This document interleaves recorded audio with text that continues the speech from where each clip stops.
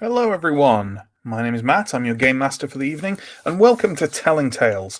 We make atmospheric role-playing actual plays and stream them for you here on Twitch or on YouTube if you're watching it. I mean, we don't stream on YouTube. That would be madness. Who would ever do that? Hi, how you doing? First things first, let's introduce John. John is our stream manager for Symbaroum, and don't be alarmed if his face pops up. It just means something terrible has happened. Isn't that right, John? That's how it usually goes, yeah. Absolutely. John handles cameras and images and chat and all that fun stuff, rules reference, that kind of thing. So now we kick into the curb, and then we get on with our lives. So there's some promo stuff to do before the stream kicks in properly. Down below, there's a whole bunch of links. There is a link to YouTube and a link to Twitch. You're watching on one. Why not follow us on the other one as well? There's a link to our Discord. Please join us there. Talk all things roleplay and telling tales. There's a link to our Patreon where you can find lots of lovely goodies if you feel like supporting us. Character creation videos, backstage details, blah, blah, blah, blah, blah. And there's a bunch of links to social media if you want to delve into that particular hell. We run other series as well. Weekly, we run stuff from Monday through to Wednesday. Monday, Tuesday, and Wednesday evenings at 8 o'clock BST now. Used to be GMT, now it's BST. Time magic. And on Mondays, we run Call of Cthulhu. We've only just really started doing that. Tuesdays is Vampire the Masquerade 5th edition. And Wednesday is Symbaroum. That's what you're watching right now. We also run one-shots, longer kind of one-shot stories on the first Saturday of every month. The more discerning among you will realize that means this Saturday is one of them. This Saturday coming, April 3rd. And it is. We're playing Merc Borg, which is, as the name implies, a Swedish role-playing game that's basically a doom metal album in RPG form. There will be skulls, there will be blood, there will be horrible, horrible things. Come join us at 3 o'clock on Twitch, of course, again, GMT, BST, this Saturday to watch us play that. There we go. Isn't it nice when all the promos out of the way? So tonight, we carry on with our Symbaroum campaign, and we start a new story arc. Maybe a kind of shorter story arc, not a big, long, rambling campaign story thing, but nevertheless, it will be a good time. It is called The Bell Tolls for Kastor, and let's bring on the players one by one to recap how the last story arc ended, so where we're leading into here. And I believe the first person on my list to introduce, which I haven't written down, but I think I can remember, is Sam. Sam plays Askarai. Askarai is our changeling ranger and all-around bow person. That's how did last week go, Sam? Well, maybe pretty well, actually. All things considered, relatively well. It started off with Askarai and Erfon's kind of more or less in the middle of this battle, certainly near the battle, and Stio and Anton were kind of in the palisade. So we, Askarai and Erfon's, we kind of made our way through this fight as best we could, just trying to get to the palisade and kind of group up again. It involved a lot of fighting and killing kind of possessed Daythalers, and at one point knocking out with a single punch our barbarian companion Gadjaban. But we kind of made it through eventually. There was a huge fight going on in the middle between the elf and this humongous stag, and all the Jekars and the Daythalers kind of fighting it out. But we just about made it through. We saw Anton struggling to close the gate on us. He claims it was just he was going to leave it slightly ajar, but who knows. And so we just about made it in as Anton and Stio had kind of fended off a few Jakars that had snuck in.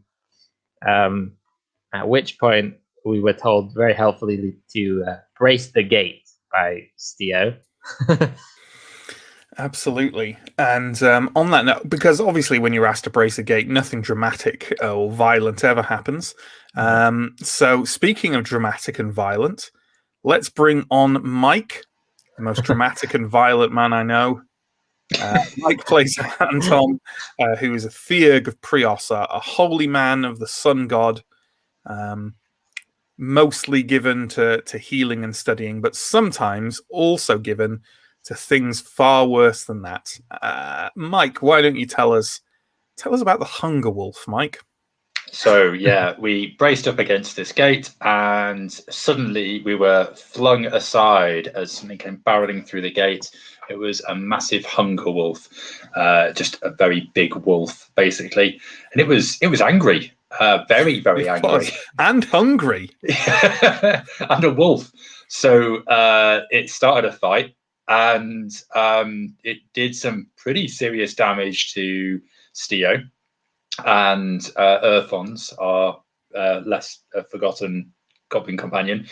I've been good with him recently. I haven't forgotten him at all. That's true.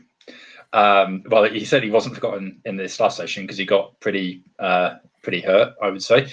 And then in a sort of like a remarkable surprise twist, it was Anton who sort of delivered the killer blow to this thing, going a little bit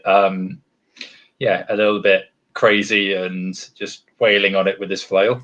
Yeah, I mean, I'd love to.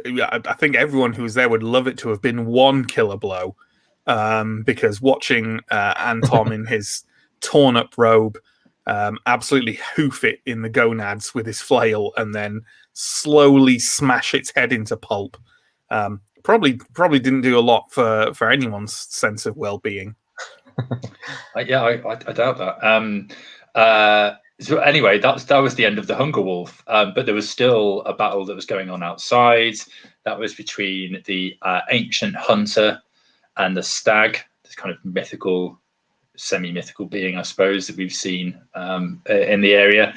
And at that point, Ascarai sort of had the wherewithal to sort of tip the balance of that battle in favor of one of the combatants, and fired some arrows into the hunter, allowing the stag to get the upper hand and killed the hunter, and then disappeared into Davakar.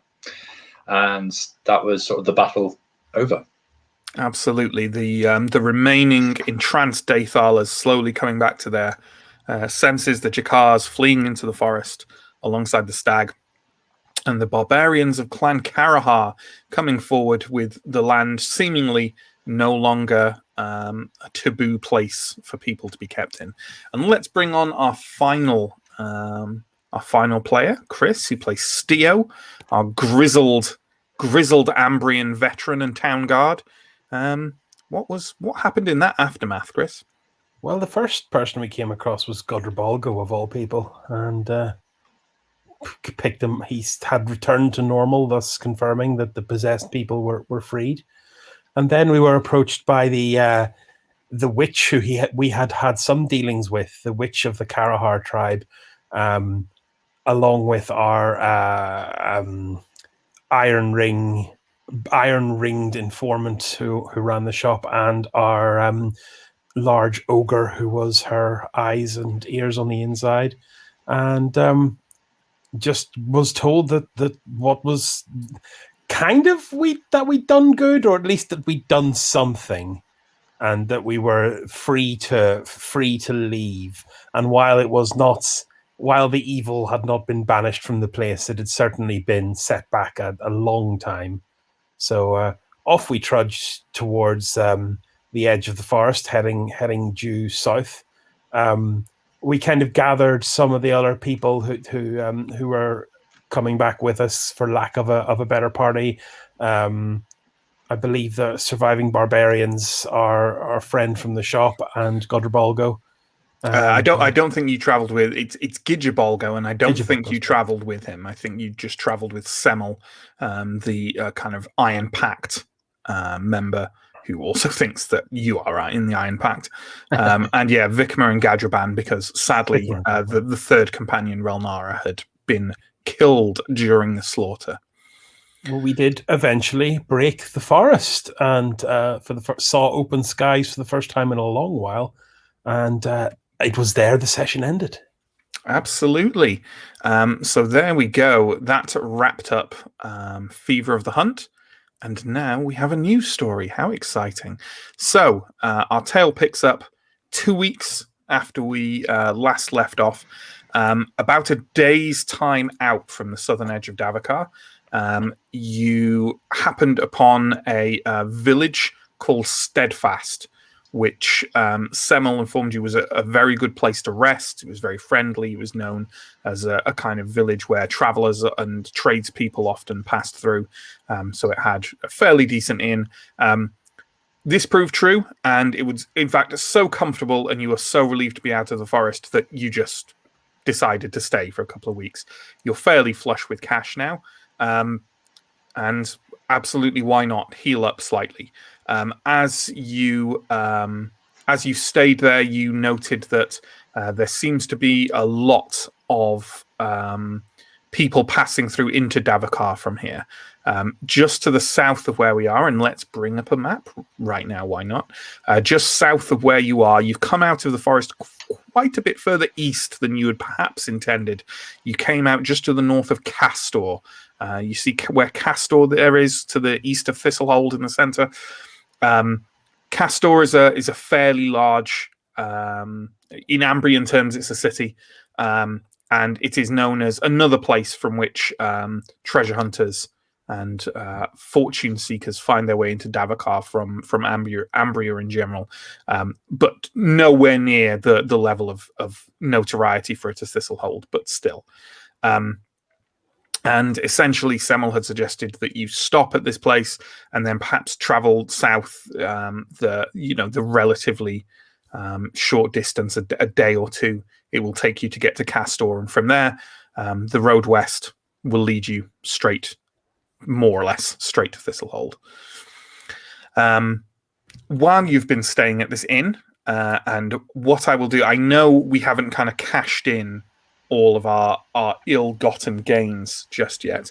But what I'd ask you is, if we're looking at kind of how much this kind of stuff is going to cost you, did we have any of those promissory notes left from the Ordo Magica?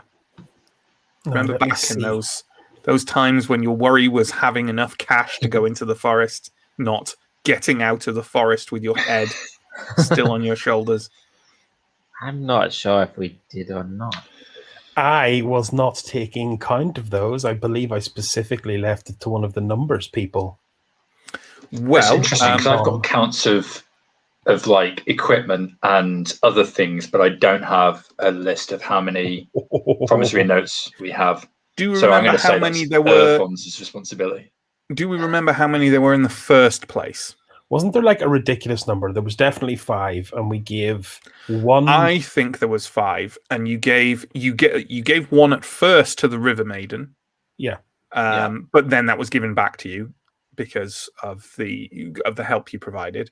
Oh. I think you actually gave one to an equipment seller in Kurun just before you got on the River Maiden. The one on the River Maiden was given back to you. I think you also used one in Jakar while you were messing around there, and then I think you used one on the river.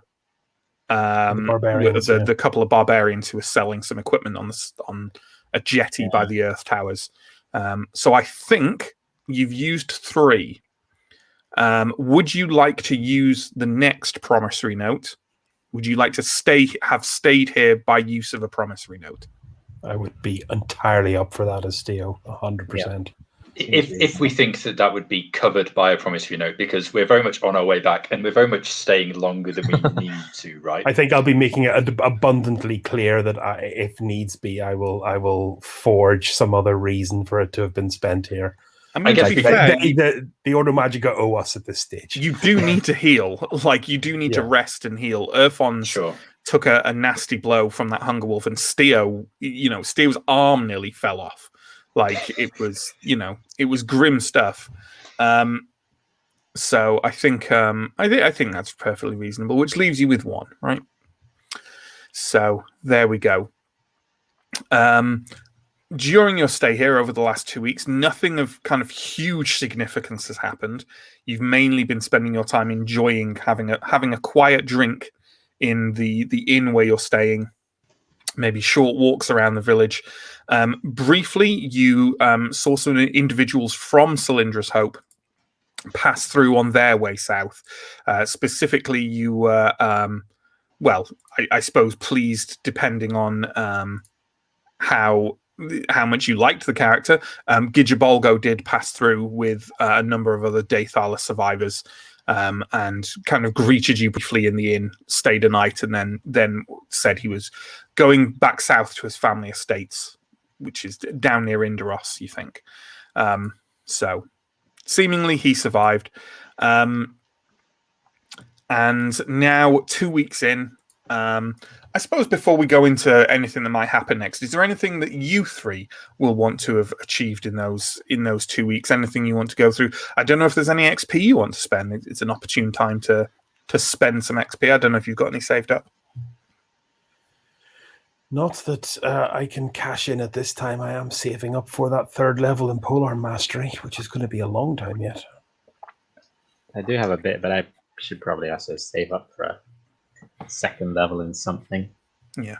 I'd like to spend some XP. I'd like to do my ritual and purge my permanent corruption, because I've got 5 XP burning a hole in my pocket, and it must be spent.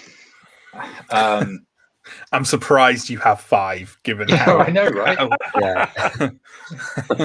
Given how your time has gone with that. Well, yeah, let's do that.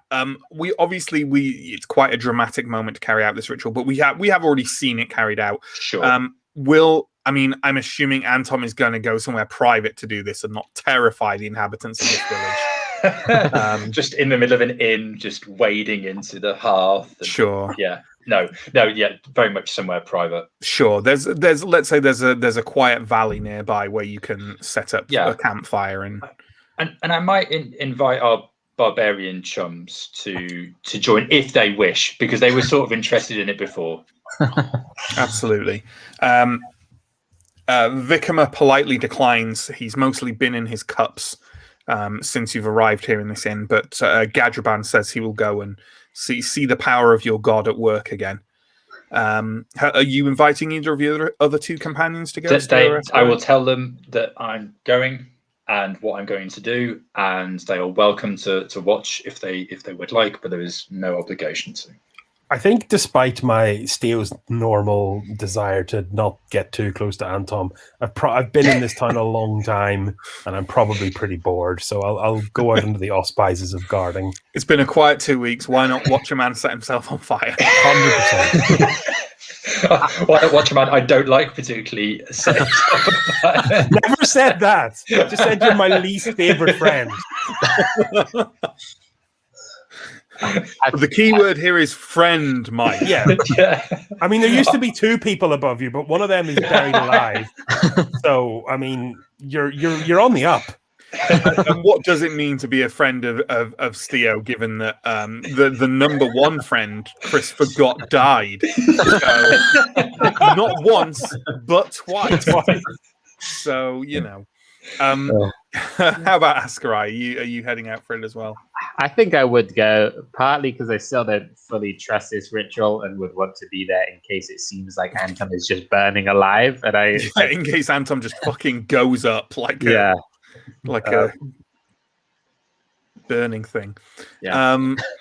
On this note, would it be possible to sort of retcon it that I do this ritual sort of like earlier in our stay, like maybe not immediately when we arrive, because if I like really hurt myself, it would be nice to like have to have the healing time. No, that's that's absolutely fine. Absolutely. Okay. Okay. Well, you go out to this nearby valley. Gadraban helps you build a fire up, presumably while Steo and Askarai watch with tentative skepticism and not skepticism. It worked last time, but with perhaps a bit more reserve than Gadraban. So walk us through the mechanics of this again, Mike. Okay, so I need to do a resolute against damage test, and hang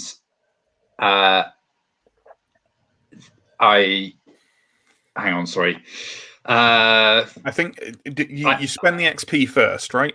I spend the XP first, yeah, and then I do a resolute against damage test, and if I pass that, I remove 1 point of permanent corruption, and like I can do that as many turns as I want. I guess until as I long die as you or don't I fail. Yeah. And then you can attempt again, but it costs 1 XP to start the process Yeah. again. What is the damage roll? Is it It's a D6. D6. Which I will go ahead and roll now. 4. Okay, so that means to my resolute I need to roll 9 or under. Which I think I'll go for. Yeah. 14. Ugh. Okay. I think didn't we determine that it actually kind of makes sense rather than try the ritual again to spend an XP for a reroll? Well, you will take more damage, but on the other hand, I suppose you could roll a lower damage number. Yeah. So I guess actually it makes sense, given that you're not particularly worried about total amount of damage right now. It probably makes sense to restart it because 4 is high, slightly higher than average. Or John says, of course, you can spend a reroll the XP on the damage my roll. toughness is only 10, so I can't go crazy with this. I think no. I mean, you can spend a reroll XP on the damage roll, but not after you've then also rolled a resolute. Yeah. Well, I think I will spend. Yeah, I'll just do the whole thing again, I think, and we'll just see what happens. Yeah, you step into the flames and clearly, it's slightly overcast today. Perhaps Prios is not, eyes are not upon you, and you just managed to singe yourself quite badly. Gadraban looks faintly disappointed that it hasn't worked out first time. Okay. Oh, let's try again. Roll my damage, and I roll a 6. That ain't good. That ain't good. I might spend. I mean, I would, because you've got 10 toughness, right? So you're going to collapse in this fire if you don't. Yeah. So okay, this is spend an XP.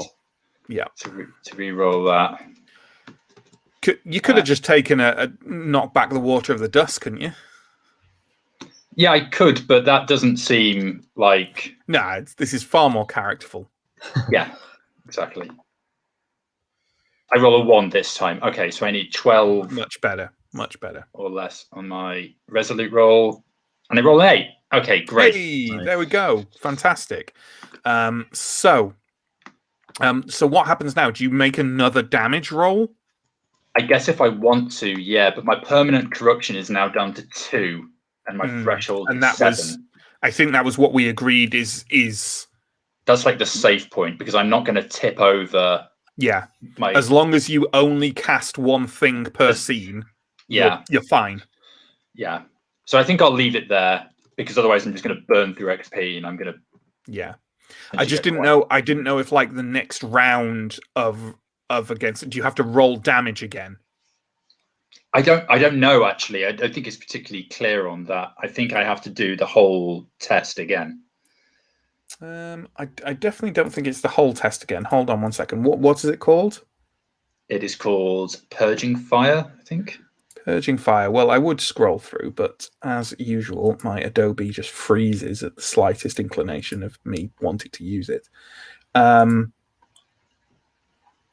each turn, you suffer Yeah, okay. Yeah, so you would suffer another D6 damage. So, yeah. Oh, but John's saying I don't have to spend the XP, but I do have to. No. You only have to spend the XP to perform the ritual as a whole. Yeah. Okay. So if you want, I mean, all it's going to cost you is damage. Yeah. Okay. Yeah, I'll do that. And hey, if you're knocked down by damage, you can just drink the water of the dust to heal yourself up, right? And that will also do it for you. So yeah, you just roll again, essentially. Roll your damage again, and then roll your resolute against it. And hope you don't roll 5 or more, or you're collapsing in that fire. I roll a 1. Hey, another good one. Good. So another 12 or under? 4. Hey! Yeah. Wonderful. Now, here is the question. Can you reduce your permanent corruption to 0? Because you start with 1, don't you? I think you start with 0, don't you? I think all mystics end up starting with 1, don't they? Do they not? The way that you could check this, Matt, is by you checking my original character Your sheet. original character sheet, absolutely, which I do have access to. Give me one brief second. Anton, where are you? Where are you, friend? I'm in the fire. In the fire, where you belong. I don't have easy access to it, I'm afraid. But it doesn't say that you can't reduce it to 0 with it. So I guess you can. The question is now, so you are now at 6 toughness.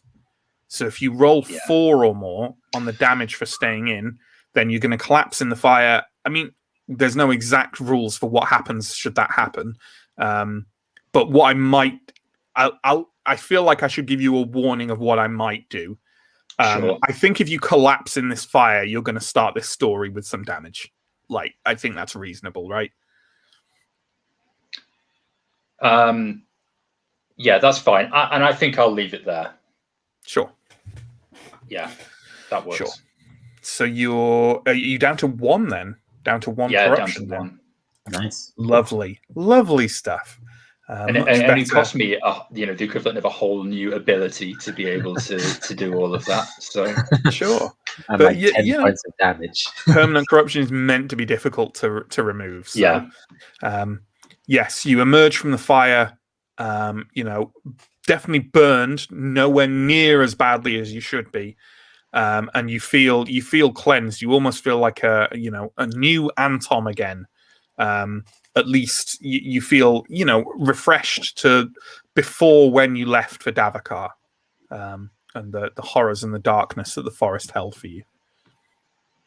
Gadraban is looking at you kind of like eyes like saucers, wide. He seems deeply impressed with the powers of your god. I'll walk past him and just pat him on the shoulder a couple of times as I walk past. Some badass priest action. Okay, so I think we can scooch forward from there then. So at the end of these 2 weeks, all of you are healed up. All of you have taken care of anything you want to take care of, and at the end of this 2 weeks, you are all sat around, kind of having a quiet drink in this country inn, sort of idly talking over where your plans to go might, your plans to set off south to Kastor might be presumably sometime soon. When you hear not a commotion, but certainly an amount of movement in the village square outside, and glancing out of the windows, you see kind of a couple of the village is on the edge of a river, the river that flows up into Davakar towards where Solindra's Hope was, and you see that a kind of a smallish boat has sort of moored itself at the village's quay, and there's people kind of like coming off and moving on and moving boxes around and that kind of thing, and one an individual kind of a woman walks into the inn and kind of looks around and ruffles her hair and says, "Is there anyone here from Solindra's Hope?"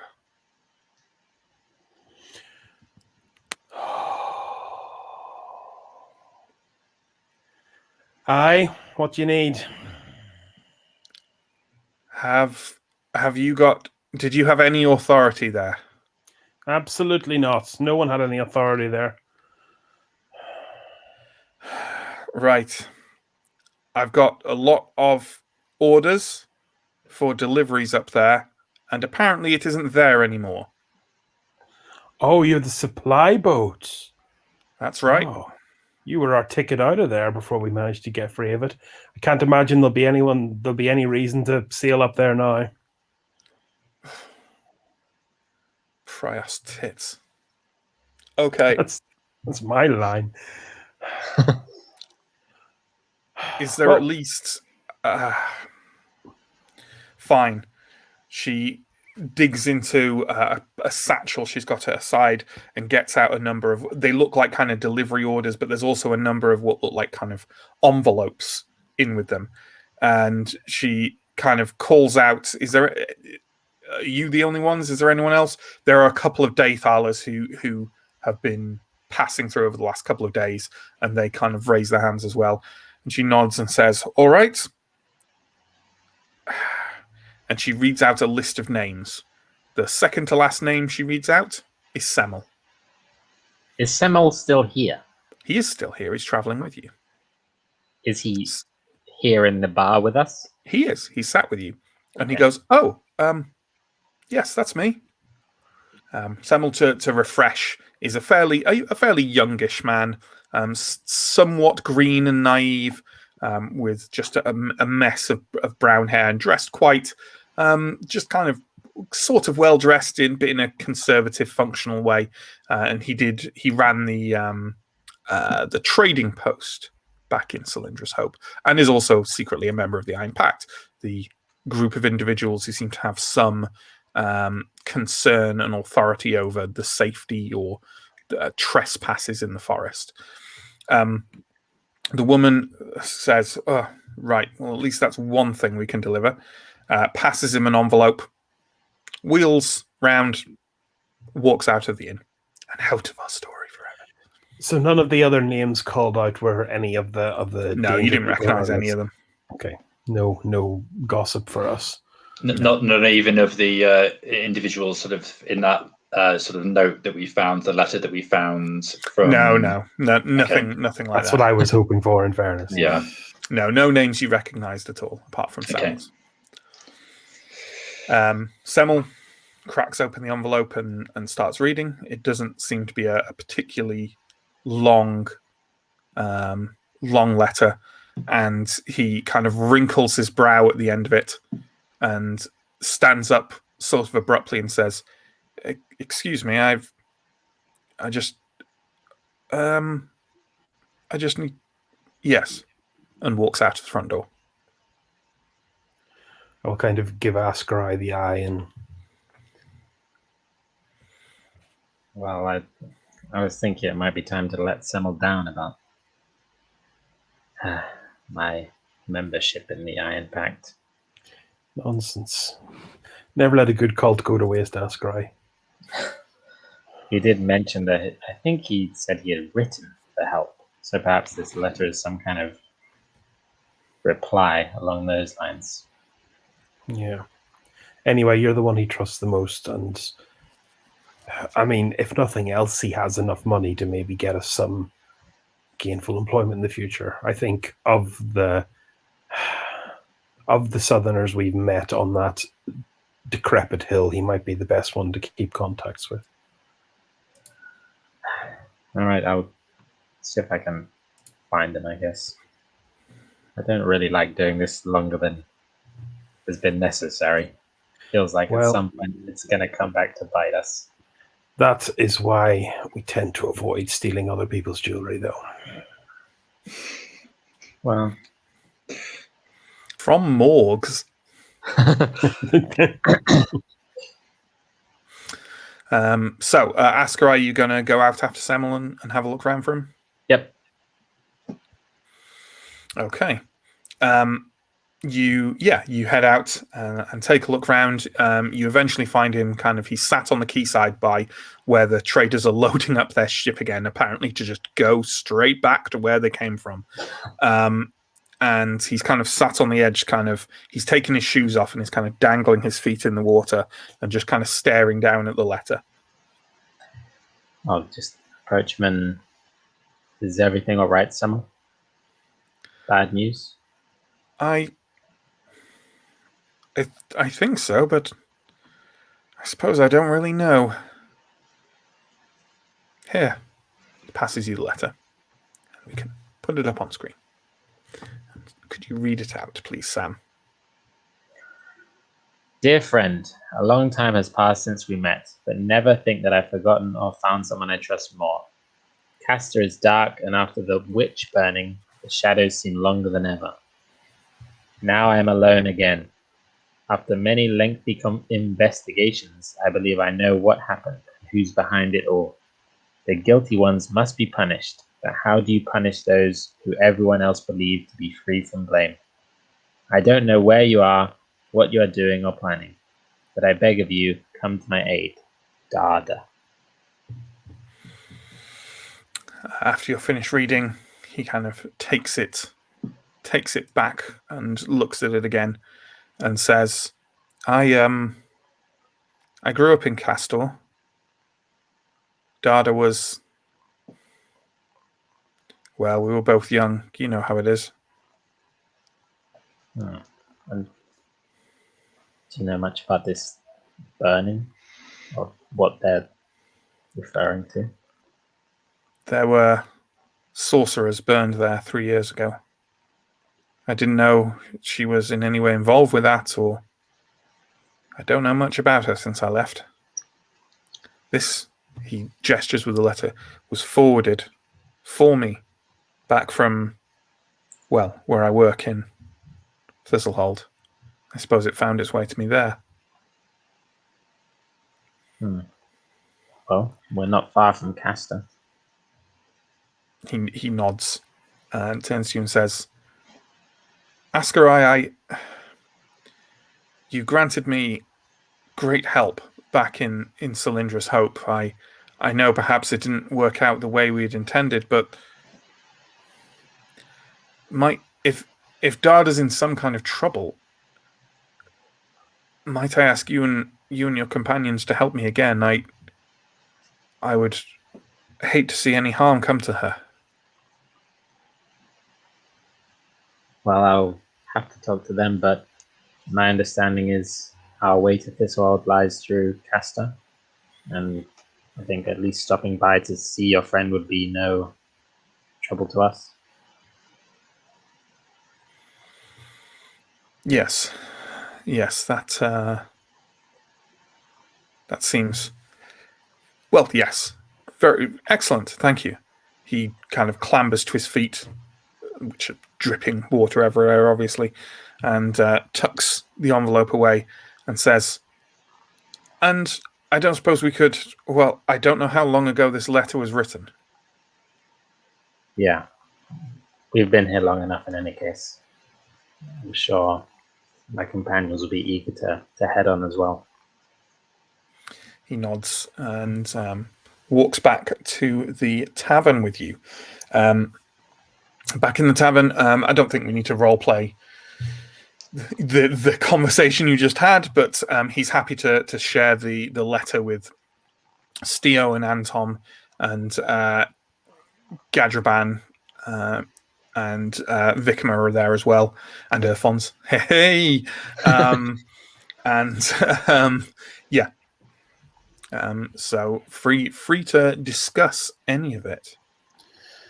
Seems like a sign from the beyond that we should be making our way back to Thistlehold, given there's a bunch of mages will need to debrief us, no doubt. Agreed. And have some things to investigate there as well, but We've actually been sat here idle for far too long.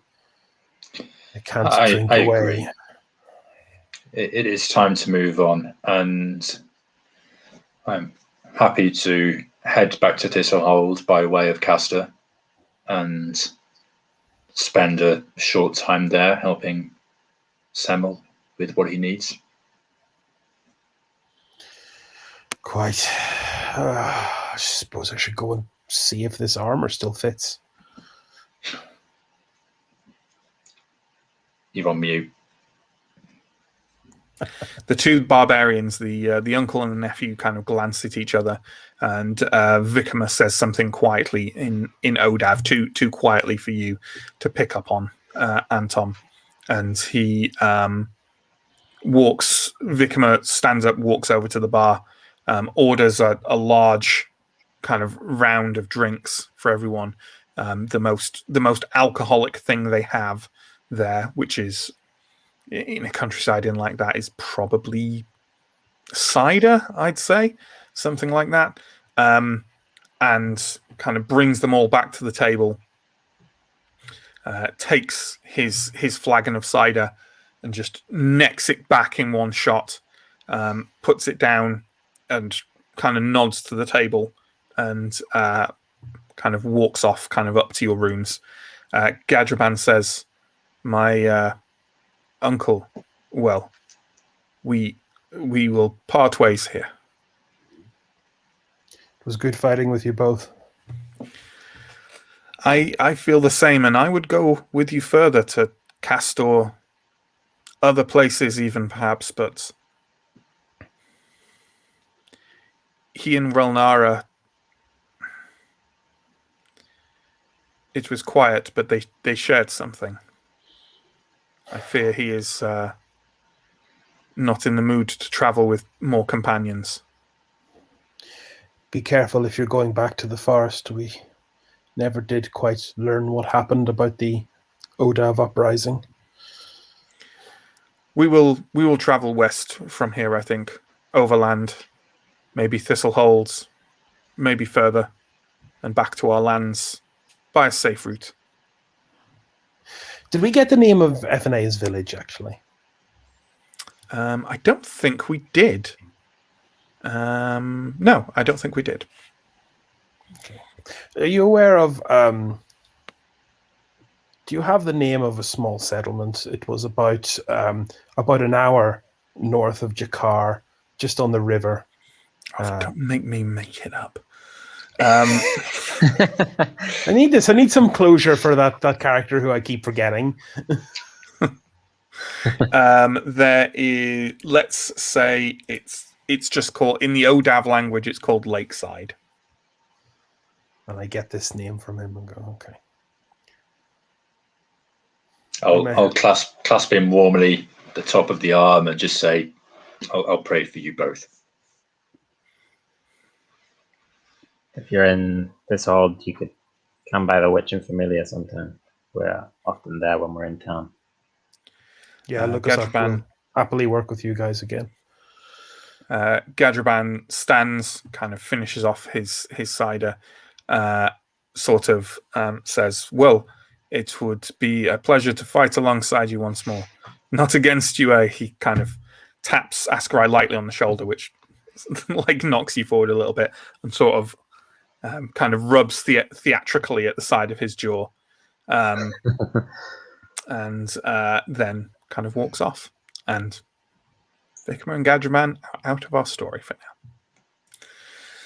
So, are we gathering up our things and heading south to Kastor? Do we think that's a reasonable next step?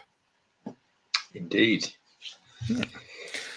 Okay, so a few things about Kastor that you can talk about on the way, but a lot of these are kind of things that just everyone kind of knows anyway, because, well, it is a fairly significant city in the area in which you live. It is part of the Duchy of Seragon, which encompasses kind of the area around it and going up against the southern edge of Davakar. It is, as I said, one of the kind of larger cities, especially in northern Ambria, and it has a reputation for festivals and debauchery, which, as you're traveling south, Semel spends a fair bit of time trying to convince you is somewhat overly spoke of compared to how humdrum it actually is to live and work in Kastor. But they are things that you know. There are also additional things that some of you know based on various abilities that you may or may not have. So, correct me if I'm wrong, Mike, but Anton has Theurgy as an ability, yes? Yeah. Okay. An additional thing you know Kastor for is that about a decade ago, it was the site of an aptly named period of time called the Kastor Heresy, where essentially it was discovered that a great number of the townsfolk were still practicing the worship of the many as opposed to the one Prios. So, in other words, they had carried their religion with them from before the dark wars that heralded the end of Alberator, and were still practicing the worship of the other members of that kind of original Ambrian pantheon. They were encouraged to stop. But it is a known, a well-known incident within the church. As far as these witch burnings, 3 years past, I think it's safe to say that 3 years ago, Anton was probably down in Indaros, and therefore maybe didn't hear tell of things up in the north quite so much. Steo and Ascarai, you have vague memories of.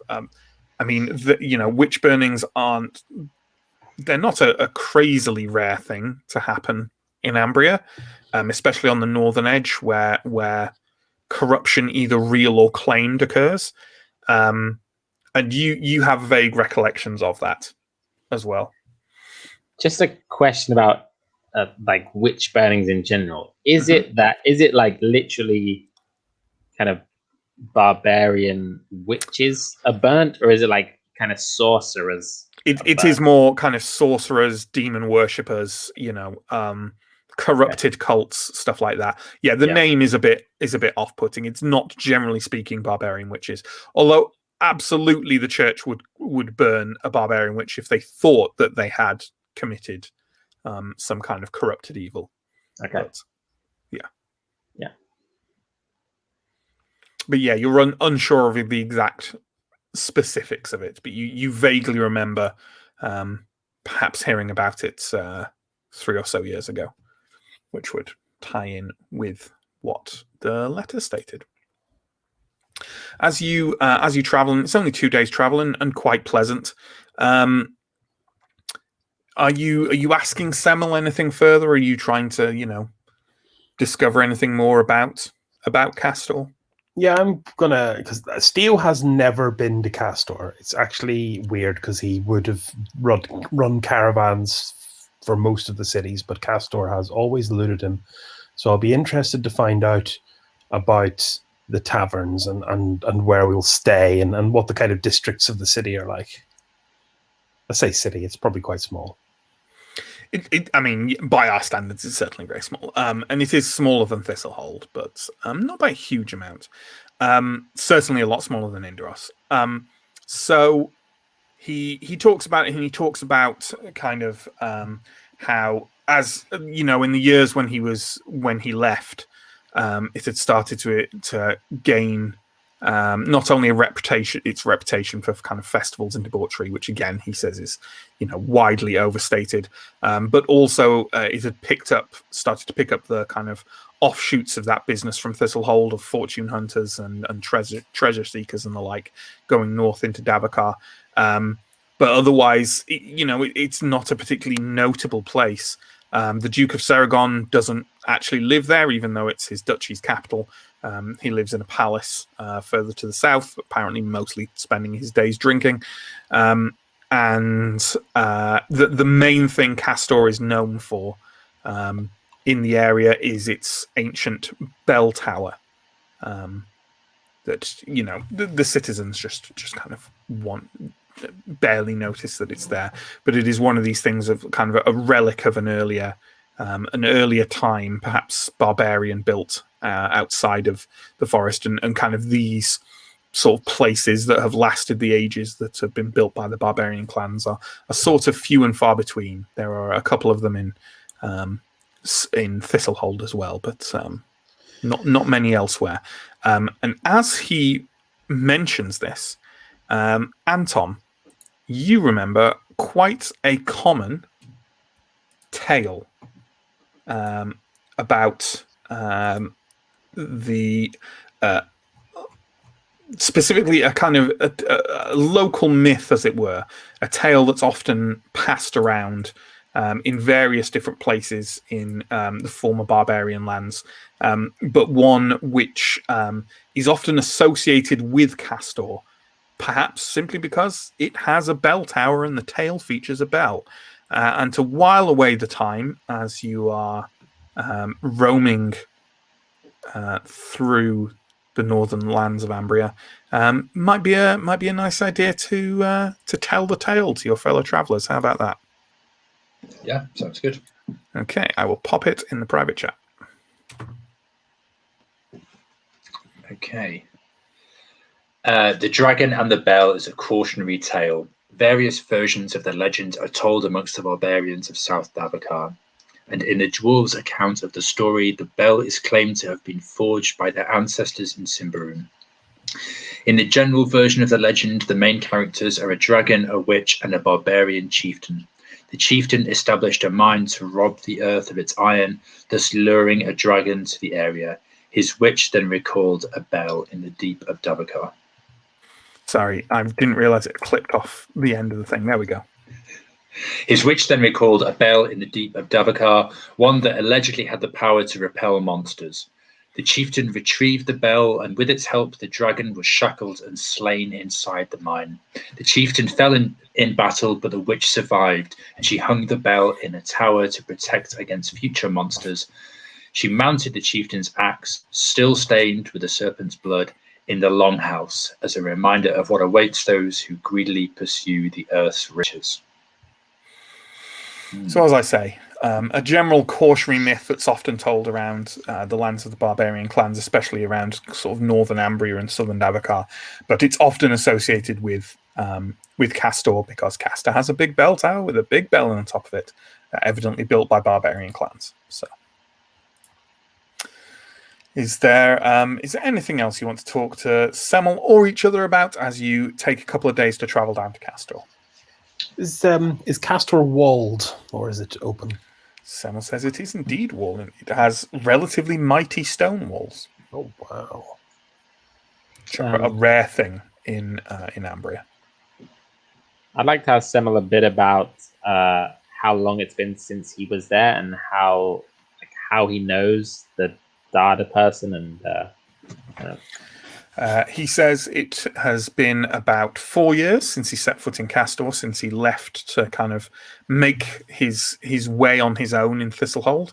And before there, he was there for a few years. His parents had moved up from southern Ambria to kind of try and make their fortune on the edges of the occupied Ambrian lands. And so he kind of spent his teenage years there effectively. Okay. I'd like to ask Sam a little bit more about himself as well, and like kind of what drove him, or what sort of meant that he arrived at Cylindra's Hope. We know this, don't we? Do we? Don't we? Because he was sent there by the Iron Pact. Yeah. So how did he fall into contact with the Iron Pact? How did that begin? I see. Okay. Well, so how are you going to frame this question? Are you going to frame it because obviously he thinks you are part of the Iron Pact?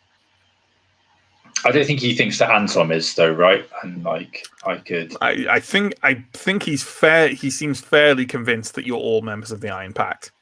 But he hasn't seen me wearing a ring or anything, right? Like, no, he hasn't. Armbands. No, that's right. So, but he does. He definitely has given that impression.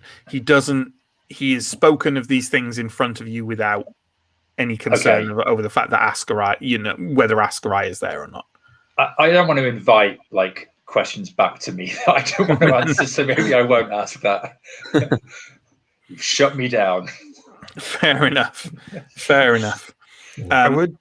I think I would like to chat with Anton and Askarai at some point, maybe without Semmel's presence, if there's a surreptitious moment. Oh yeah, I think you can find a moment where Semmel has wandered off to maybe get wood for a campfire at night, and the other two and Urfons are still around. And Urfons, of course, the forgettable goblin. Yeah, so like I'll be like, so are we getting drawn into this if it's gonna get complicated? I think unless it seems something serious, Or a We do. setup, or a trap, or a lure. I do not I feel like I have woken from a dream. I've spent 2 weeks in that town drinking away my sorrows, and we really haven't gotten the job done yet. Not until we're back in Thistlehold. I just want to know how am I going to have to kill something with more than the necessary number of eyes?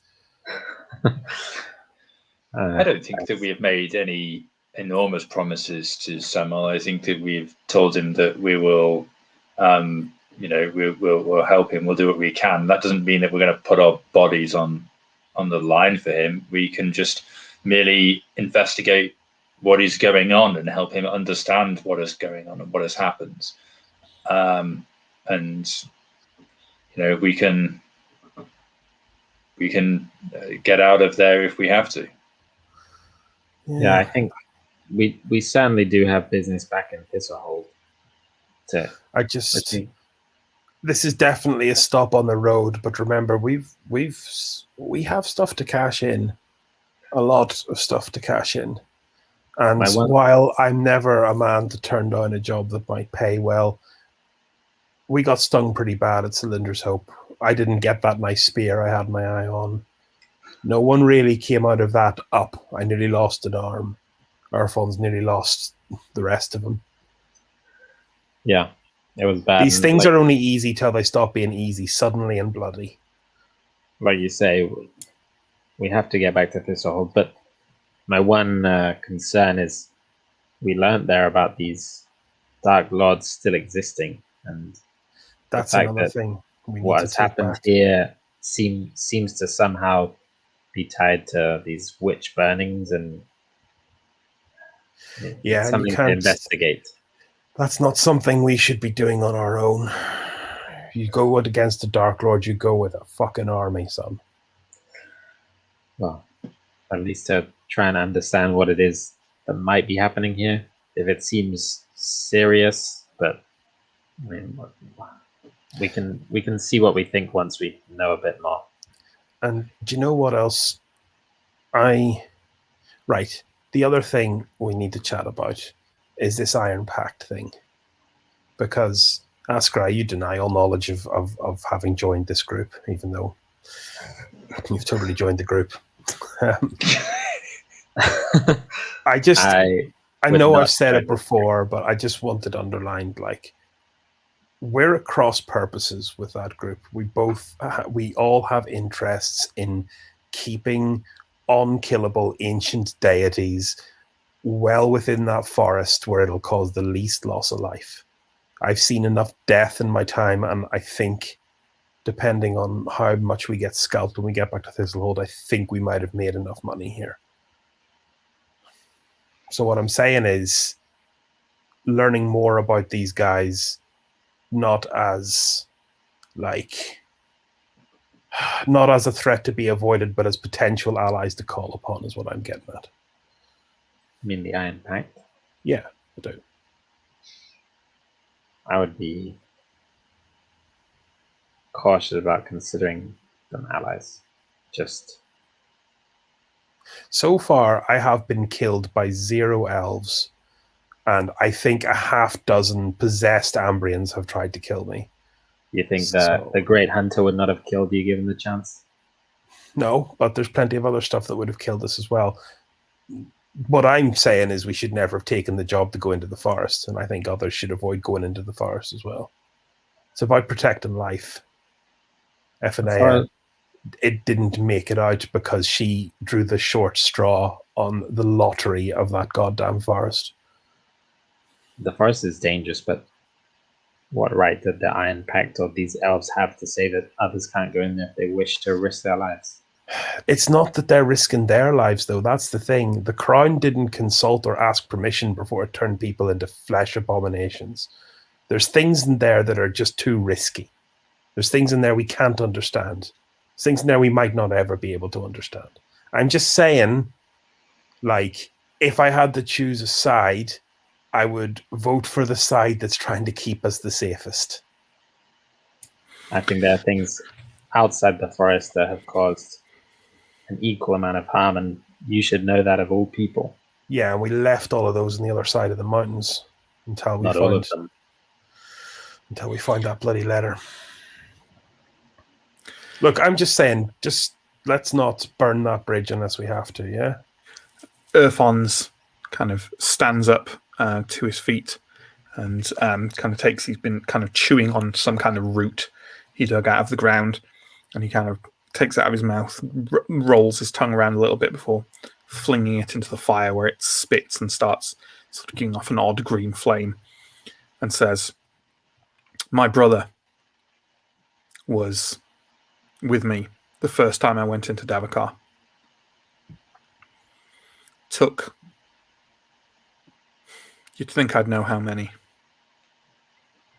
It vanishes with time. 8, 9 arrows to the chest. Finally caught up with the one who did it. 3 miles later, cut him down.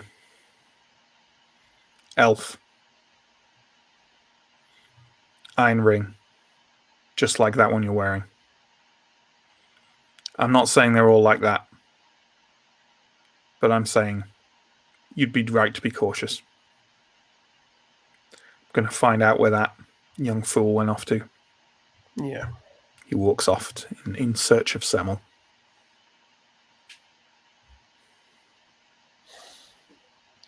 Look, I don't know, lads, but that forest has taken the best friend I made on this side of the mountains from me. Our friend lived and grew up in that forest. And Yes, living by the rules. Don't touch the profane things. Obey the rules that are laid out to you. Look, we're getting nowhere, but just don't burn any bridges, yeah? We're more... If there's one threat I want to take care of, it's those Dark Lords. The Iron Pact are more of a tool than an enemy, as far as I'm concerned. And I'm no general, but I'm no tactician, but that's my instinct as a soldier. I think while we're out here, I agree that it's not worth fighting them if we don't have to, but at some point we may have to go back in that forest, and when we're in there, the Iron Pact will not be our allies. You'd have to drag me back in there. Noted. So, while you were having that scene on whether or not we kind of can trust elves, all I could think of was the and I guess Irfon's a little bit was a callback to it, but all I could think of is the scene in our very first episode with completely different characters, where you found one of the guards of the caravan just with 30 arrows, just clearly like a message, and the like leader of the guards was never found and went missing at the same time. And that's just what I have in my head when I was like, we can deal with the Iron Pact. Yeah, they're fine. Tree friends. So as I say, it's only a couple of days travel down to Kastor, and you see it on the horizon, quite a way away. The land is really starting to flatten out here, and the first thing you notice is indeed relatively tall and solid-looking stone walls. Again, a quite unusual thing for an Ambrian city. You can also see peeking over the top of those walls, the top of that bell tower, which looks to be quite a jagged and haphazard construction. And as you get closer, you notice that there's a kind of a thin column of smoke rising from somewhere inside the city walls. But there doesn't seem to be there's no kind of commotion outside or anything like that. And, people are traveling in and out of the gates quite readily. You slowly make your way through along the road towards the northern end of Kastor. And then you are at the gates.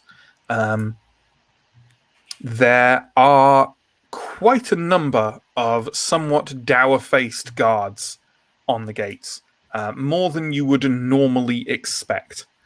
And you kind of see inside like a road leading inside the walls of Kastor, and it's got the same kind of ramshackle appearance that most Ambrian cities have, especially in the northern reaches.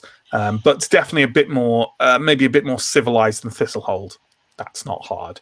But you can see that actually there are a lot of guards posted around there, and they all look very serious, and they all look very intent on examining everyone coming in and out really quite carefully. So I want to put on my Thistlehold access ring, and I also want to give Askrai a very, if not a nod, then a nudge concerning handwear. Yeah, I will definitely take off the ring. Put it somewhere in my cloak. Yeah, probably a good call. Essentially, you walk up to the gates, and a couple of guards step forward and say, you can take your weapons in, but we'll just have a look in your packs and give you a pat down if you don't mind. One standing behind him, an older man says, or if you mind. Yeah. Where are we carrying the potentially cursed mummified hat? Just what I was thinking. Yeah. I don't know whose pack is. It could be an Earthon's pack if you want. Yeah, we're carrying materials from the forest, though, so we might need to be a little careful. That's fine. We're not looking to rob you. Yeah, I'm worried about curses, to be honest, mate. I'll kind of slink my pack out. Sure. They kind of rifle through things. They literally just rifle past a chest full of 7. They don't care. They seem to be looking for maybe far more specific things. You overhear another conversation happening with someone who's driving a caravan out of the city and is kind of complaining loudly that their goods have to be looked through. And you overhear one of the other guards saying, she's saying kind of, it's a state of emergency. We can't do anything about it. Let us look through and you'll be on your way. I'll kind of, in a chatty way to the guard, it's going, what's going on here then? What's that emergency about? Why don't you give me a persuasive roll? This is not a good question for Steo to ask. I'm your thumpet monkey, friends. I did roll a 10, but I'm pretty sure that doesn't do it. Let me double check my numbers. What did we do with our horribly banned and illegal book that had a note in it? I think Antom's got it.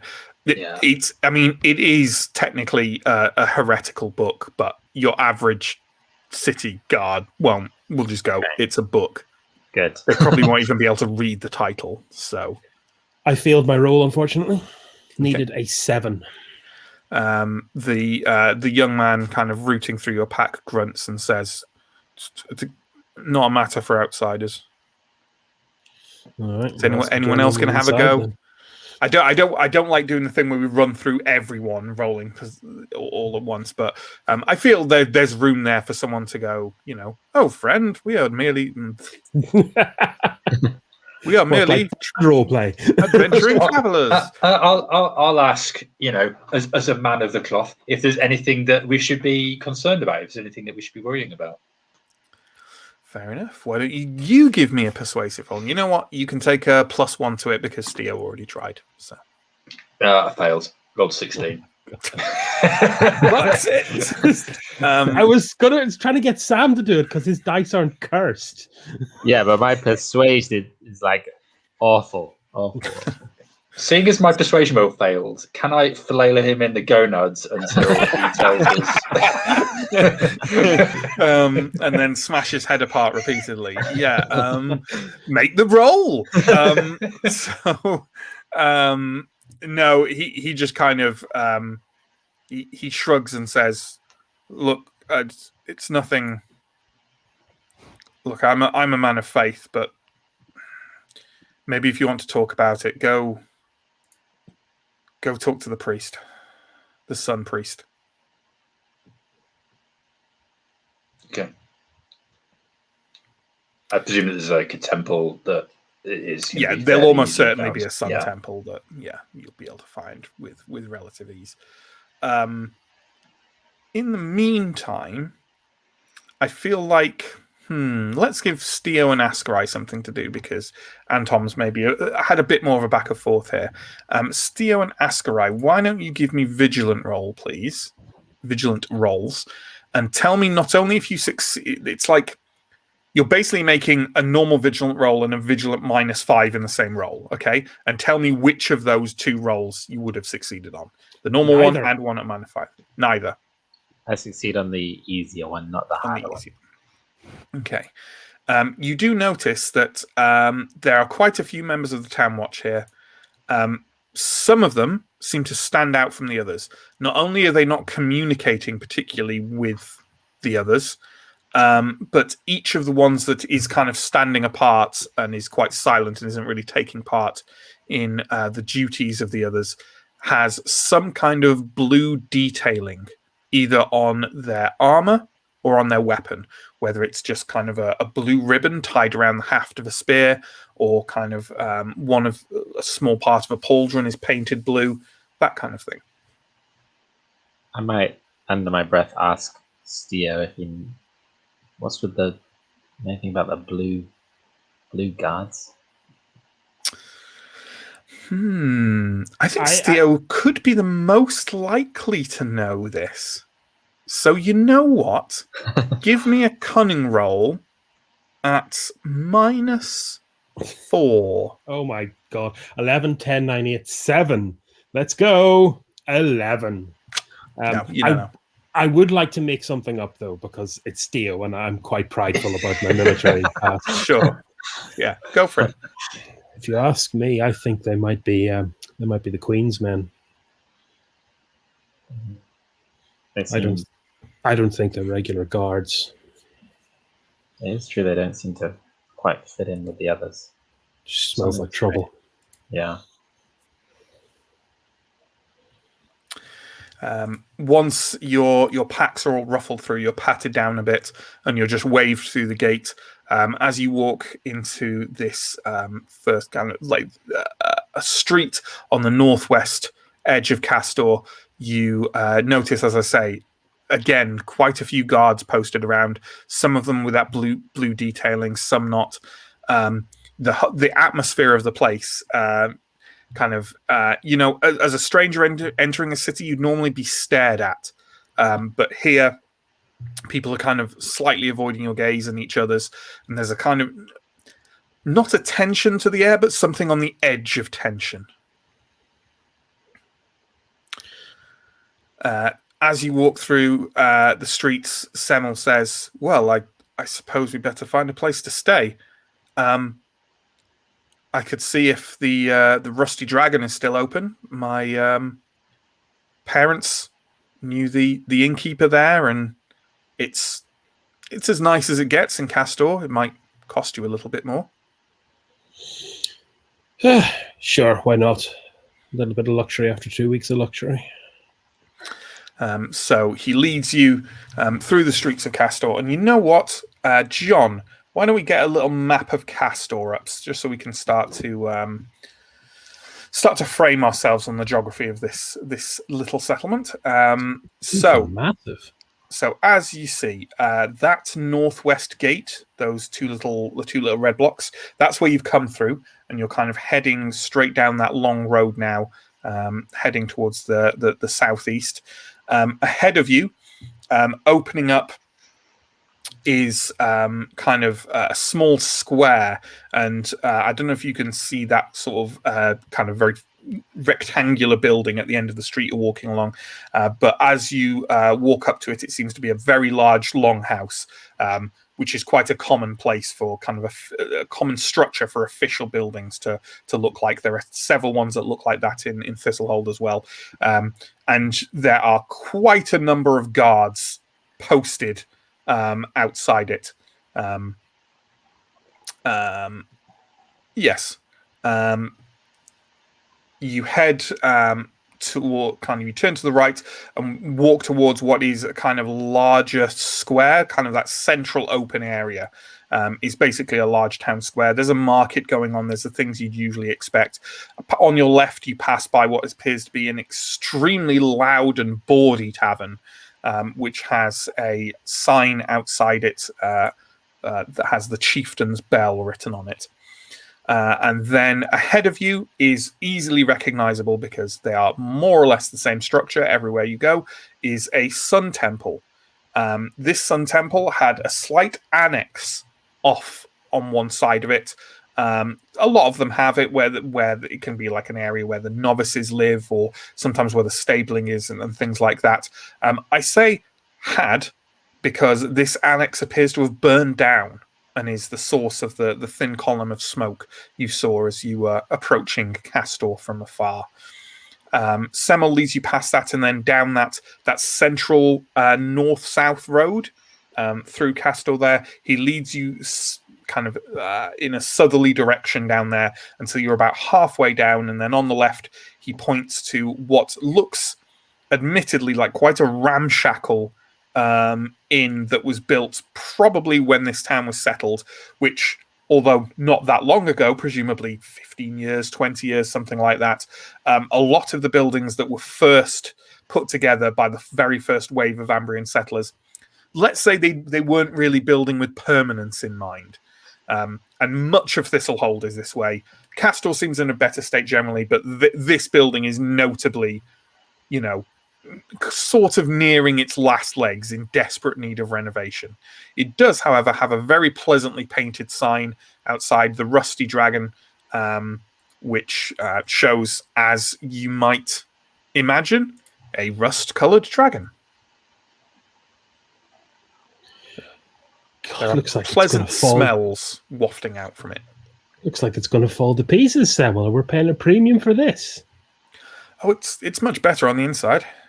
Well, take your word for it.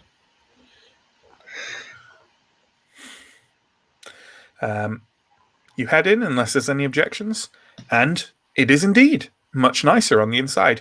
Not incredibly, upper market, but very pleasant, more pleasant than the inns you're used to, certainly. It has rather nice wood paneling inside, very clean, very nice smells coming out from the kitchen, and there is a man with a man maybe in his late middle years with a loose silk shirt and a kind of long dark hair tied back, sort of scrubbing away at the bar and occasionally pouring a pint out for someone. He looks up as you come in and says, weary travellers, looking for rooms or just a drink? How about both? That's what I like to hear. Semmel? Semmel kind of flashes him a nervous grin and says, yes, I have returned, albeit briefly. These are my trusted traveling companions. This gentleman is called Ramagol. He has run this inn here for as long as I know. Ramagol nods and says, well, you should have told us you were coming back. It's very good to see you, and obviously friends of yours will get reduced rates if you want to stay here. He kind of pushes a set of drinks out and says, these are on the house. You look like you've come far. I'll get... Can we... He kind of tries to shout over the noise of cooking for some meals to be brought out, and says, I'll have the goblin clean out the rooms upstairs, and then you can take your packs up there. But in the meantime, be seated. Thank you. Very kind. There's a kind of large round table off to one side, and he seats you around there. Then seems to kind of like he basically just kind of pats Semmel on the back, takes him to the bar, and kind of starts, just talking to him in a familiar manner. Old friends, or at least acquaintances. Food is brought out for you. It's rather good. first time we probably had decent food in quite. I suppose no, we were at the small town. I mean, your options in a menu in Northern Ambria are usually meat or not meat, but you think it's perhaps a suckling pig, something like that, with some fresh vegetables and some kind of local sauce to use as a condiment. You certainly haven't eaten this well. I mean, I would say since Thistlehold, but you don't exactly eat well in Thistlehold either. So, Last How time long I is had it? Just out of character for a second. How long has it been since we left Thistlehold? Are we talking like months now? yeah, I mean, in the lower range of that, I think. Yeah, I think it's safe to say it's maybe been 3 months or so since you left Thistlehold. Yeah. I think that's So a it's still safe winter. estimate. I would say we are entering spring. So oddly, we're around where we actually are. Cool. Yeah, I would say we're kind of entering spring, and definitely as you strode kind of along the road with lots of fields around you and farmsteads on the way to Kastor, you felt the start of the season turning. In fact, it's even slightly unseasonably warm, like now. Only in Symbaroum, there's not a horrible reason for it. which makes That will for kill us a all. refreshing difference for everything else in Symbaroum. Yeah. Oh, geez, the last time I ate something this nice, I had to win a bet for it first. Yeah, it reminds me of Jacket's heart. Oh, Very yeah. welcome. So, Anton, are you gonna slip on over to the Sun Temple, see if you can find out what's going on here?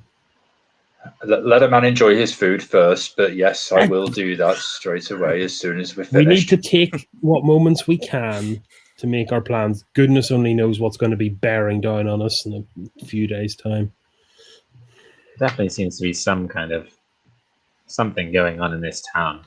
All the guards, the burnt down Sun Temple, or at least part of it. Samuel did seem a bit awkward about coming back as well. Yeah. And the letter suggested something was amiss in some way. Plenty of trouble. Plus, Sun Temples aren't usually on fire, although Anton here is pretty good at the old fire thing. Doesn't bode well, does it? Does not. After a few minutes, Semmel walks back to the table and kind of tucks into his own meal and says, well, 2 days ago, 4 members of the city council were murdered. 4 in one go. But not all in one place. It's some kind of orchestrated set of murders. He's kind of keeping his voice very low and sort of just staring at his plate while he eats. How many sits on the council? 6, I believe. So what about the other 2? Why did they want the others killed? He says, jumping to conclusions, but I don't trust politicians either. Apparently, the mayor was among those killed, and I knew the man, Karstak, the first Theurg, burned in the annex we saw.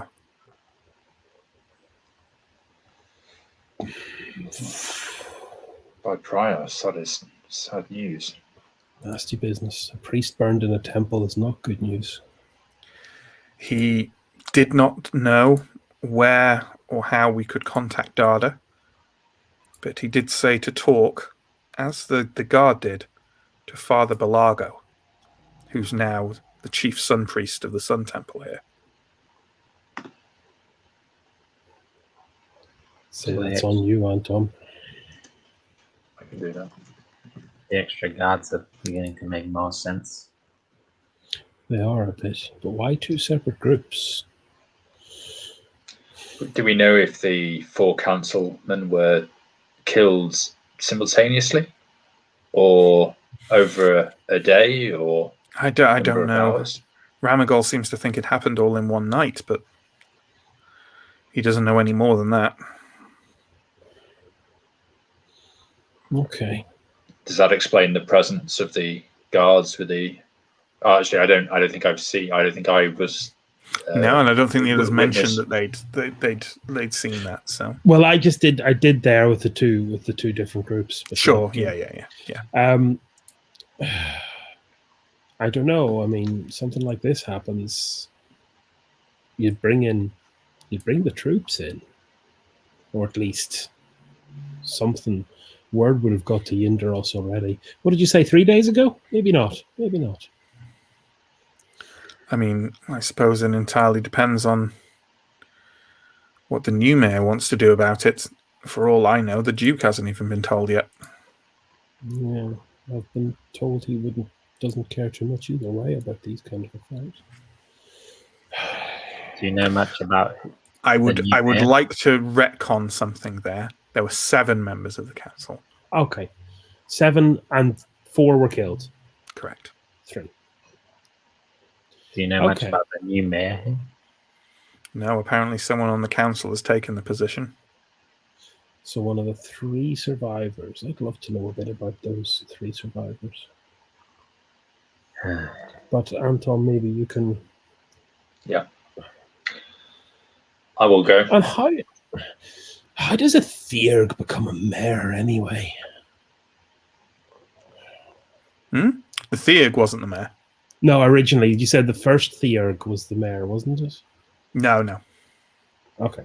He was on the council as the first Theurg, but he wasn't the same as the mayor. Oh, the first Theurg is like a title for the position, not an honorific for the specific person. That makes much more sense. Apologies.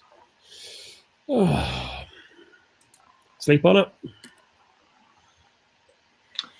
What time of day is it now? If we got time to. Let's say it's early afternoon. You've got plenty of time. Okay. Yeah, I'll go to the Sun Temple and meet with this Father Belario and speak to him. Sorry, no, that was the guy who got murdered, right? Father. No, you're right. Okay. Father Belago is the alive new son of sun the priest. guy who. Yeah. No, son, just as in the sun.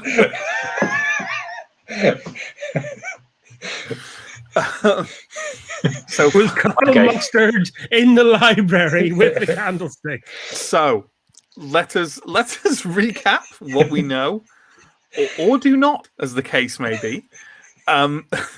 So 4 members of the 7-strong council of Kastor have been murdered.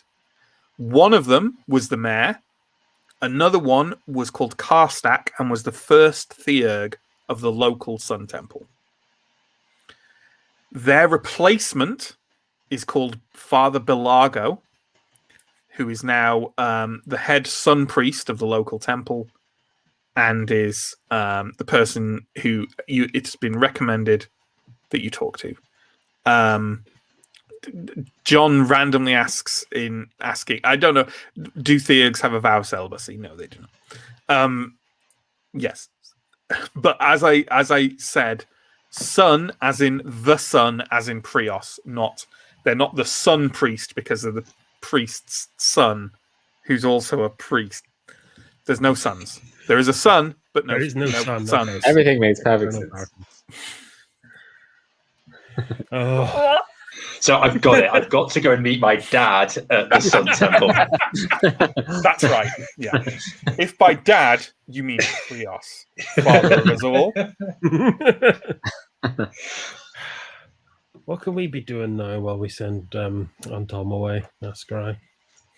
As we could help Semmel look for his friend. I don't know where we'd start, but maybe he has an idea. Fancy a walk around the town, Semmel? We could do. I thought I might go to the Sun Temple with Anton, but whatever you think is best.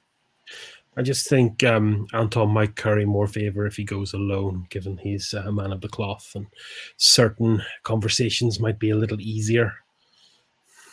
Yes, of course.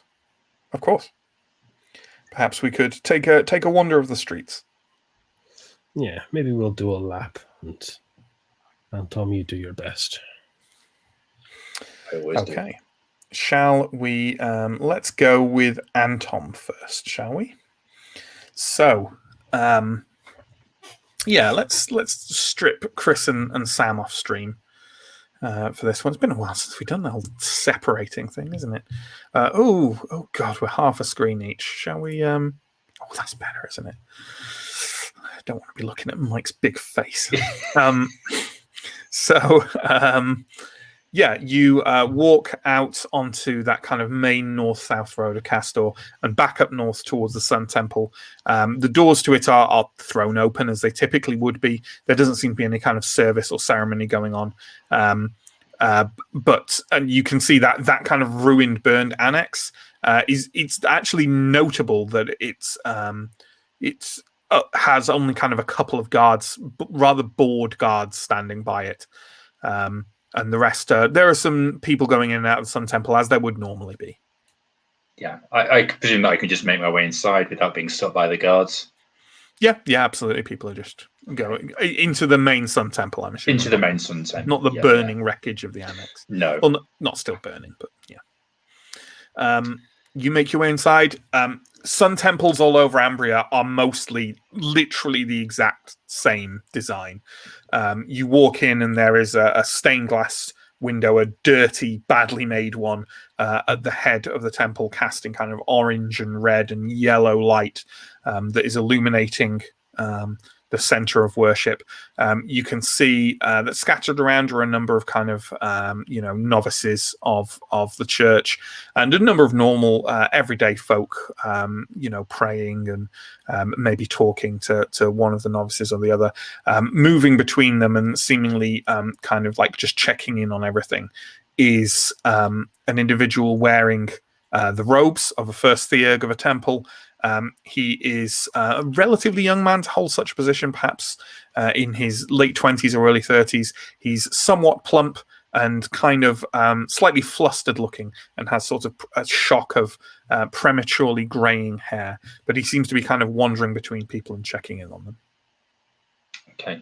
Well, I'm going to not go up to him right away. I think that I would probably follow, I guess, normal priest protocol and go and maybe kneel and pray. And yeah, why not? Because, I would visit this place anyway, even if there wasn't a specific reason for me to come and visit and speak to people. So yeah, where I feel home. So I'll kneel and pray and do that for a few minutes before I get up and perhaps sort of observe, what's going on. And if the father has a moment where he's not being, engaged in conversation with other people, then maybe I'll use that time to make my way over.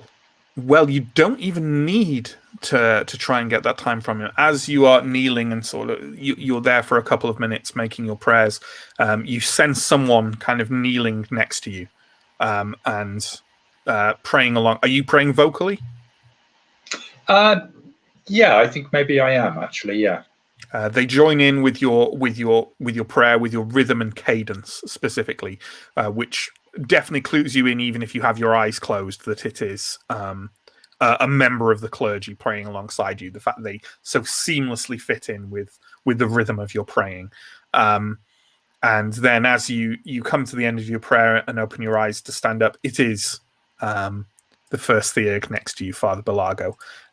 He kind of makes a final devotion with his hand. I believe we'd determined a kind of circle being drawn in the air, and kind of clambers to his feet with a slight huff of breath as you do so, and turns and bows slightly and says, "Father." My name is Anton. Very nice to meet you, Father. Guessing that you are Father Belago, is that right? Yes. Oh, please tell me, Father, that you come from another church, perhaps Indaros?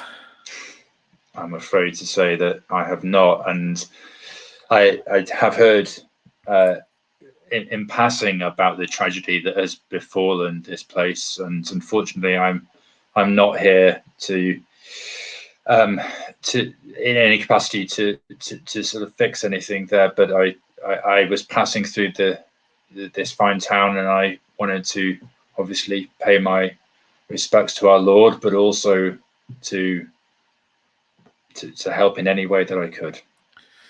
He's sort of visibly deflated slightly through what you've said, and says, "Oh, well." He takes out kind of a small, quite fancy-ish handkerchief and dabs his forehead. It's quite hot here under the window in the unusually warm spring, and says, "Well, there is a lot seemingly going wrong, Father, I'm afraid, in Kastor. I assume you've heard about the council members?" Yes, as I said, we're just travelling through, but we've just broken some bread at an inn down the road, and yeah, it appears that is the talk of the town. Quite a shocking series of events. 4 council members Yes. sadly slain. Yes, that's right. Salima, the town mayor, the treasurer, the head mason, and, well, obviously any loss is a tragedy, but most unfortunately for us here in the temple, Father Karstak, our first theurg, sadly lost his life. He kind of gestures another circle of Prios. I was rather hoping, I have to say, that you were here maybe to advise from the larger church, or, well, I wouldn't even say no to someone replacing me. Oh well, yeah. Unfortunately, I cannot do anything officially on behalf of the church, but I can, of course, offer my counsel and support during these trying times. If I may ask, and please, if it is too much, then do not feel that you have to. What exactly befell of Father Karstak, and how did his passing occur? He was out in the annex, as he often was, the dining area for many here at the temple, and he was taking giving private advice to one of the sisters here, a sister of Prios, and other unknown individuals, violent men, accosted both of them. And when we went outside, armed with what little weaponry we have here to try and defend them, they set fire to the building and burned down with,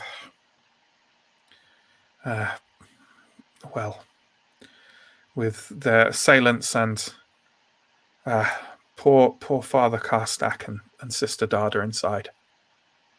Sister Dada.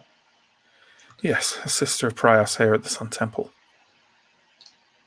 It's a tragedy that Father Karstak lost his life, but I hadn't heard that a sister had perished as well. Was she new to the church, or had she been with us a while? Oh, a few years. She was a troubled young lady, sadly, but I suppose that is past now. He dabs at his forehead again.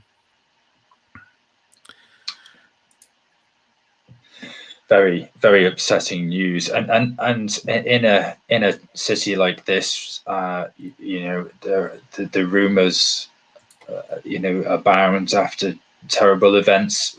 What is being said? Is there any indication of why this happened? No, it has taken the city quite by surprise, I assure you. The last trouble we had here were the witch burnings 3 years hence. That took another of our sisters from us.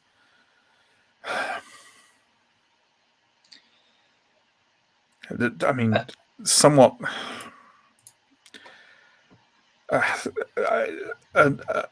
I'm sorry, Father. I cannot help but links are going to be drawn about these things, and I feel it's only fair, if you are going to spend any time in the city at all, that as another priest of Prios, that you maybe are ready to address any accusations that do occur. But, well, we had another sister of Prios here in Kastor, who in the witch burnings 3 years past,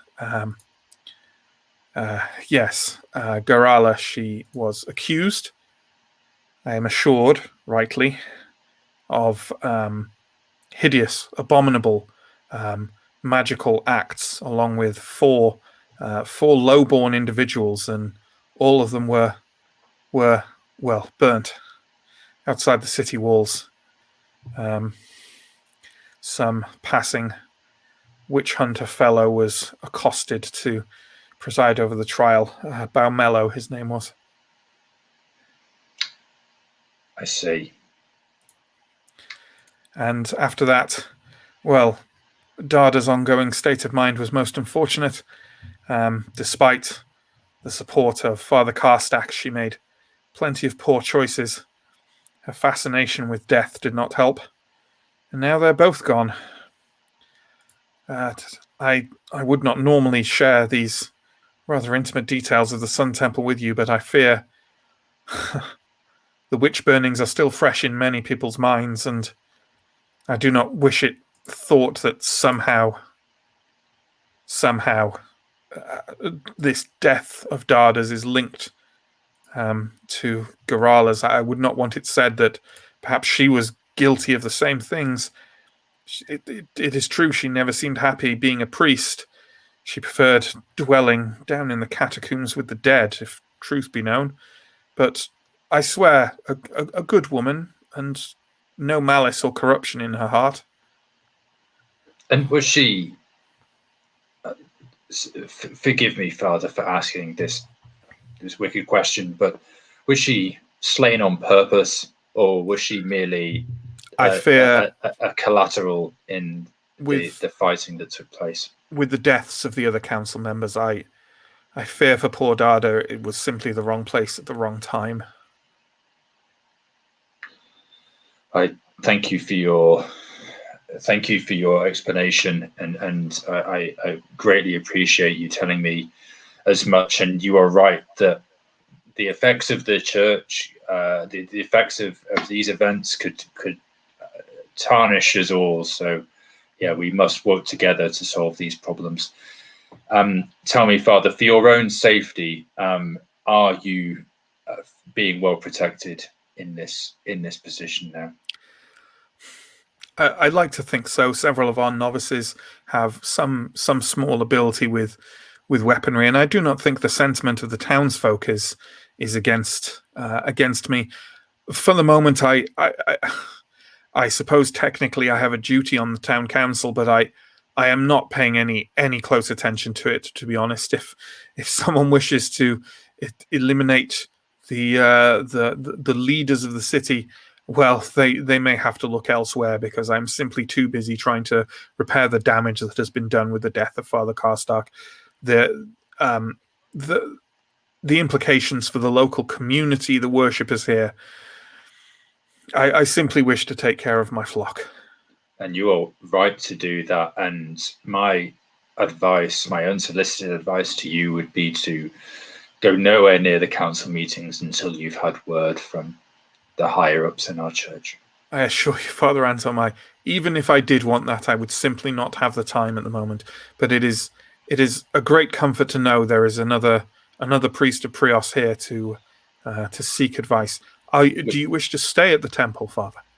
I am staying with my companions at the Rusty Dragon, just down the road.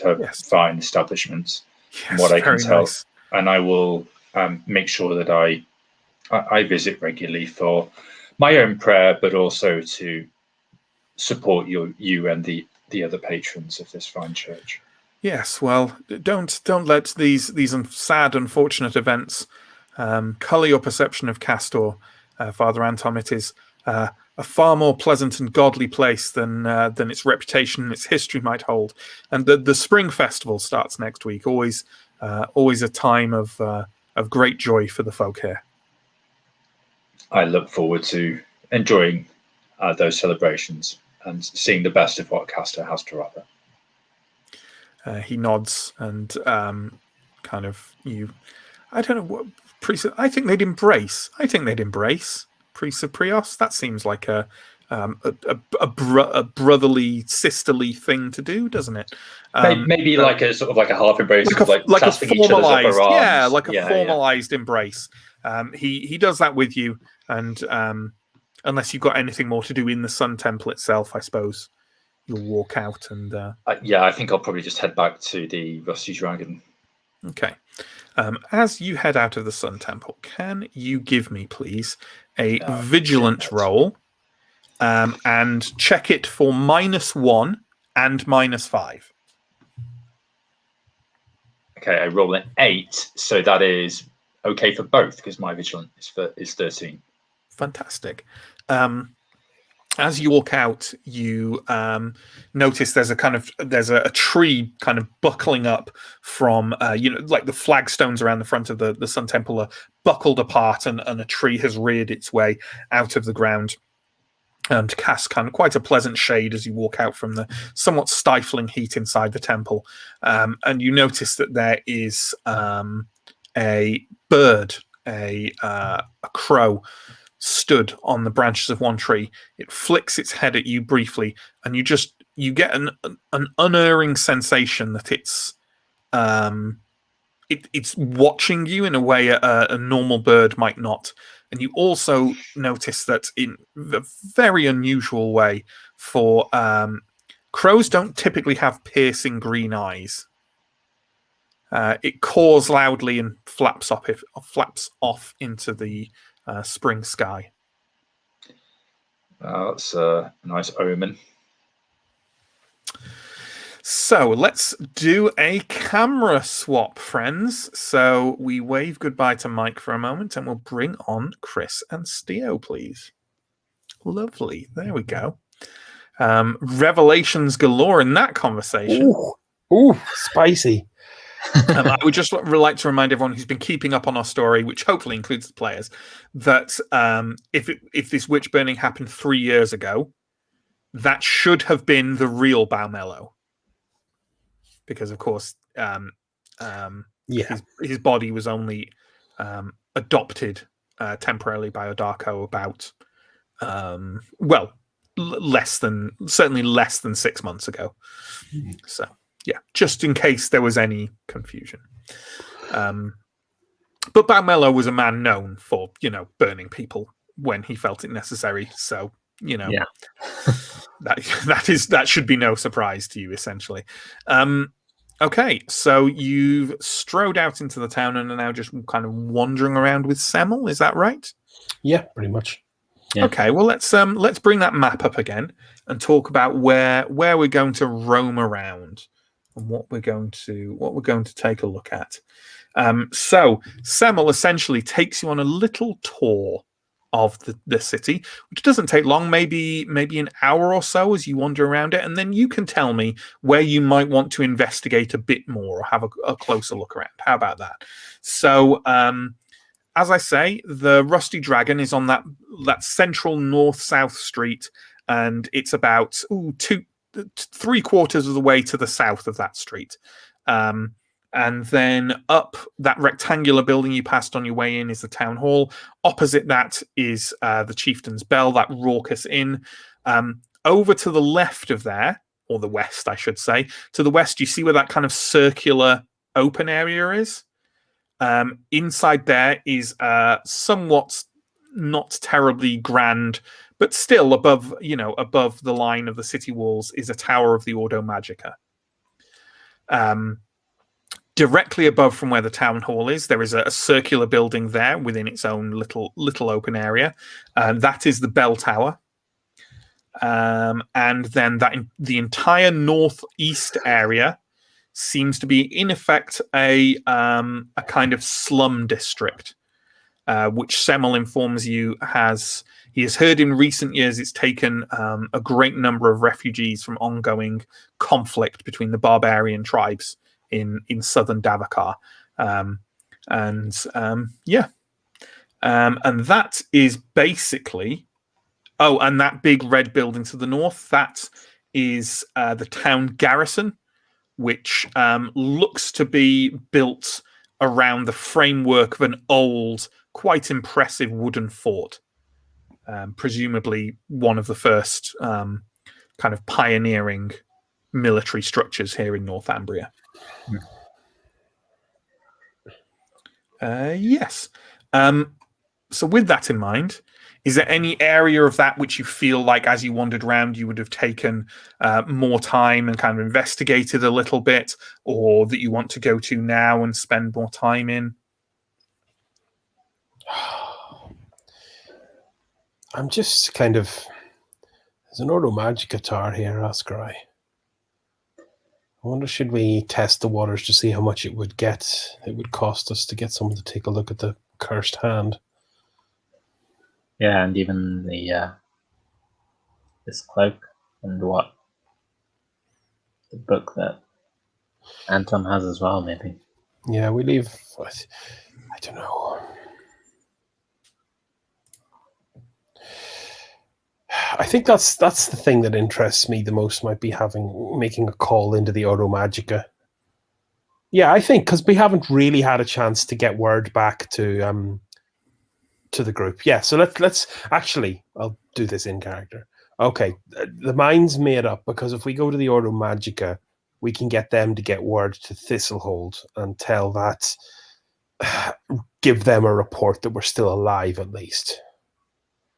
Yeah, we can also ask after Mahler and Plendel, see if they've got back okay. That's man, so many dead, and I forget the ones who are still alive. Yeah, it's a struggle. I think perhaps we should deliver the news in person that we learned from Handello. Or do we sit on that and hand it over to Night Pitch? Either way, I think we should wait until we're in Thistlehold. I don't think we can do that. It's worth mentioning. I did double check, so I was like, "Oh God, did it mention one of the Dark Lords was in Kastor?" It doesn't. The only location that's mentioned for one of them is Thistlehold. Yeah. Okay, that's it there. Okay. So you head to the Ordo Magica. It's a fairly low tower, maybe only 4 stories or so. And as you approach the front door, another individual dressed in the robes of an adept is kind of, it seems to be walking up to the front doorway as well. She's quite a small, slender woman, dark skinned with long dark hair that's sort of, you're not sure if the ends of it are slightly singed or slightly dyed. And as she strides up to the front as you stride up and turns around and says, "Oh, visitors. Just as well that my little errand ended now, I suppose. I'm meant to be on the door, so can I help you?" Yes, we have actually returned from Davokar on Ordo Magica business, and we were hoping to make a report if one could be dispatched back to Thistlehold. That could possibly be arranged, yes. Possibly. My name is Pegida. I am an adept of the Order. I'll be blunt with you. It can be quite difficult to get permission from the master of the chapter here at the moment, and his 2 deputies are occupied with seemingly endless political... I'm sorry. I'm frustrated, and I should not express that in front of outsiders to the Order. It's quite all right. It seems to be a rough period of time for this town. I will attempt to secure you an audience with Master Isocles. His time and attention are limited. He is very old. We understand. Perhaps it might pique some interest if we mention that we do have certain artifacts from the forest that we would like someone to take a look at. While I'm sure he would be fascinated to look at them, I'm afraid it is not a matter of piquing his interest so much as catching him when he is with us. Understood. Steo, give me a cunning roll at -1. I make it. I needed 11 -1, which is 10, and that's the number I rolled. Isocles. It's quite an unusual name, and you remember it. You heard of a Master Isocles of the Ordo Magica back in your days in the war, spoken of with kind of hushed whispers of exactly how many horrific walking corpses he had burnt with a wave of his hand and a single word of magic from his lips. Isocles rings a bell, actually. Yes, he is that Isocles. Wow, I'm both he surprised was. he is still alive and impressed to be in the presence of such a hero. Well, I'm sad to say that may not be the case for much longer, but I will do what I can. Where are you staying? We're at the Rusty Dragon. All right. I will attempt to get you an audience with Isocles, and whether I do or not, I will take a look at artifacts for you. If you can prove you have been on Ordo Magica business, then, and honestly, it will give me something to do that isn't. We certainly can. Squabbling. My name is Steo. You can reach me there, or whenever you have time. We keep the artifacts close for the thwarting of thievery.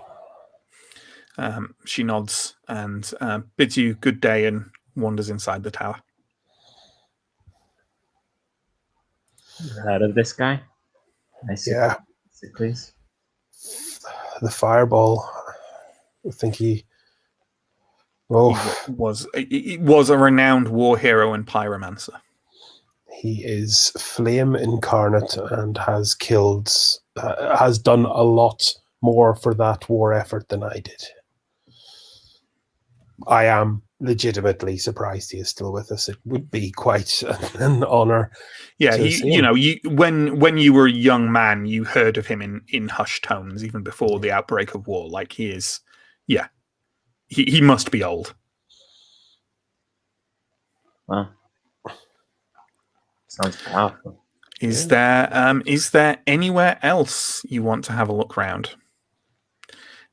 Just to remind you about possibilities, places I mentioned.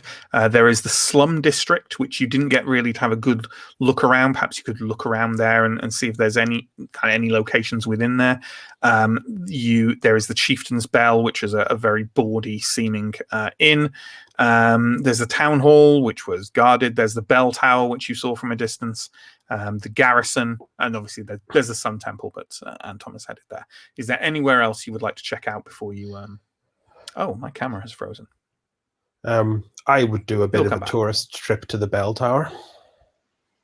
What about the garrison to see about these gods?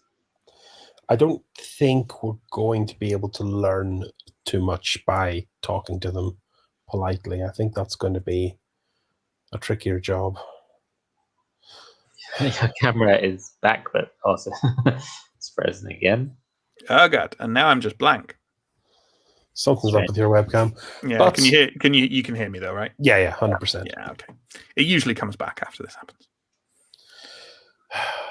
Yeah, I will. I say let's go and check in with Anton and see if he's made it back to the tavern, and then we can maybe go and take a look at the watchtower. If you very temporarily, friends, entertain. Oh no, I'm back. Yeah. It's all good. It's fine. I was going to hop in and out of the studio, but it's fine. So sorry, what did we decide? I was busy fiddling with my cam. We're kind of split between going to the tower and going to the garrison, but I also suggested just going back to the tavern and trying to catch Anton. Sure. Well, let's say you swing by the bell tower to get maybe a closer look at it, right? The bell tower is in a small circular open area in the northern side of Kastor. As you saw from afar, it's a rather ramshackle sort of outside to it, where bricks seem to have been placed and large stone blocks seem to have been placed, kind of jutting out. So it's almost a very, very narrow pyramid rather than a tower. It's very clearly very old, far older than the rest of Kastor. And you can see that at the top, like, you can't actually see the bell. There is just the very top of the tower, which has kind of openings on either side of it. Presumably within there is the bell, but you can't see it from here. It is phenomenally well guarded. And every single one of those guards has a blue motif on their person. To the point where, at the moment you enter that circular square, there are several sets of eyes watching you. Not doing anything, just watching. Not much of a tourist destination, is it? Samuel, do you know anything about these guards with the blue markings? Shakes his head. It's new to me. There are a lot of them here and around in general. I couldn't say, I'm afraid. Well, so much for taking a look. Do you reckon, Ascari? Do you reckon it's Symbaroum, or just made by the Southerners, or the Northerners? Made by the Northerners. I don't know, really. Perhaps not quite old enough to be Symbaroum. Maybe brickwork. Certainly though. looks a little rough to be Symbaroum, as it were. Like a lot of the Symbaroum ruins, although they're falling apart, look like they're made with extremely advanced craftsmanship, whereas this is a little more rough and ready, but clearly solid enough to have lasted A while, yeah. a long while. So are you leaving the area at this, or I'd be kind of doing that, yeah, unless you can. Yeah. why don't both of you give me a vigilant roll, please, at -1 and -5?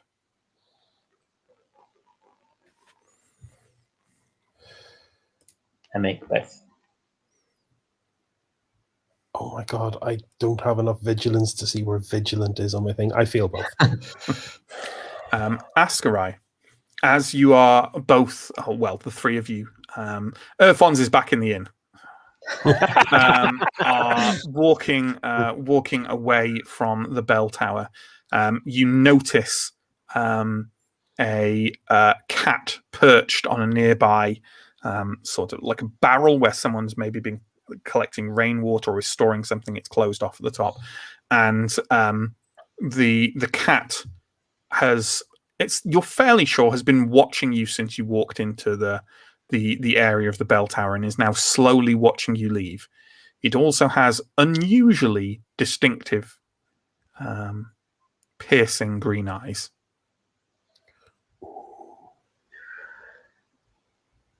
I would very quietly say to Stio, that cat has been following and watching us. I don't know if you need less to drink or more to drink, Ascari, but you walk away from the bell tower, kind of going back towards the main street. So you kind of emerge out onto it, that north-south street, and if you go turn off to the south, you'll head back towards the tavern. Just before you do so, can you both give me just vigilant rolls, please? Constant vigilant rolls from now until the end of time. I made it. I failed to make it. Ascari, there are 3 or 4 barbarian individuals, look like quite, strong warrior types, who are kind of rambunctiously walking down the street, making quite a bit more noise than most of the rest of the people here, like on the edge of the slum district, which it does look like a lot of the people there, perhaps there are more people of barbarian stock there than in the rest of the city. You kind of just glance at them and then glance away. Groups like that are all over the place in Thistlehold. And then you double take. At least a couple of those men, you're almost certain, are leg breakers from Cylindra's Hope. What? They seem to be very confidently walking down the street and have kind of heading off into the slum district. Yeah, those guys, they're the enforcers from Cylinder's Hope, without a doubt. Weren't they all? Semmel says, yes, I saw them too. Askray, do you want to tail them? Semmel, will you hang back with me? All right. I suppose they could have easily made their way here, just like we did. 100%. Where they're going is what interests me. All right. Shall we go back to the inn? No. We stay about 100 feet back from Askray. Let him do his job Right. in silence. Oh, well, then I will... he's walking over to a stall that is selling kind of fancy pastries. Askarai, why don't you give me a discreet roll, friend? But it's going to have some pluses to it because these are a rambunctious bunch of lads who aren't really taking any notice of their surroundings. Well, you give me a discreet +3. Okay, I'll need a 16. I got a 9. Okay. You track them through the streets of the slum district of Kastor for about 5 minutes or so until they all congregate, along with a couple of others who you also seem to remember as being leg breakers. Although it's notable, you definitely don't see Dvorak, who was pointed out to you as the leader of them when you were in Cylinder's Hope. They walk inside the building. You look at it for a second. It's definitely a nicer building than most of the rest of the slum district, but it still kind of looks rough and ready rather than pleasant or fancy in any way. And you turn to kind of make a note of where it is and kind of turn to go away until you see there are quite a few other people going in there as well. You take a closer look at the building. There's a sign hanging over the front door of it. It's a sign you've seen before. That exact sign, 5 to 2, a gambling den. Literally the same sign as Cylinder's Hope. And I think we'll end it there for the week. Hey, Silver Cheek's a resourceful woman. Yeah, I was going to say, is it spooky or is it just it's not really good business? we weren't about to hit a major. On reflection, I maybe should have swapped those scenes and done Antom's last because that had some punch at the end of it. But hey, it's a revelation, isn't it? Yeah. So we'll end it there. So as usual, thanks to everyone. But we'll go through stuff like that later. If anyone has got any questions or comments in chat, bang them up there, and John will flag them up for us on screen for us to talk about. This is what Twitch is about, interaction, parasocial relationships. Get involved. Post stuff in chat, and John will flag it up for us. In the meantime, a bit of lovely promo. So we've got a bunch of links down below. We've got a link to YouTube and to Twitch. You're watching on one, check us out on the other. We've got a bunch of links to social media. We've got a link to our Discord. Come join that and talk to us about all things Tale and Tales and roleplay. We've got a link to our Patreon. We have tasty treats there ready for you to sample. That sounds awful. It sounds like I'm promoting our OnlyFans. We've got a bunch of tiers there with some great rewards on. If you feel like supporting us, then please do indulge. We run 3 weekly series here on Twitch. We run Monday through to Wednesday, each evening at 8 o'clock BST, formerly GMT. It's a nightmare. No one knows how it works. But we run Call of Cthulhu on Mondays, Vampire the Masquerade 5th edition on Tuesdays, and obviously tonight is Symbaroum. We also have monthly one-shots on the first Saturday of every month. That means that this Saturday there is a one-shot, and we are playing Merkborg, which is a wonderful, hyper-violent, grimmer than grim, doomy, dark fantasy thing that's published through Free League, but it comes from, I think it's just considered to be developed by Free League Workshop, which is like the Free League publishing arm that takes things from like smaller independent creators and publishes them. It's really good. It's really good stuff. Come check us out at 3 o'clock this Saturday for our extended one-shot of Merkborg. I think that's it. Have we got any questions or comments or the like? What does corruption do? Mechanically or in the fluff? So I'll go through both. corruption is a stat within Symbaroum, and as characters accrue it, they get closer and closer to what's called a corruption threshold. Corruption threshold does two things. Number one, it can create kind of physical elements of corruption in you, kind of like horrible mutations and the like, and it also starts you snowballing further.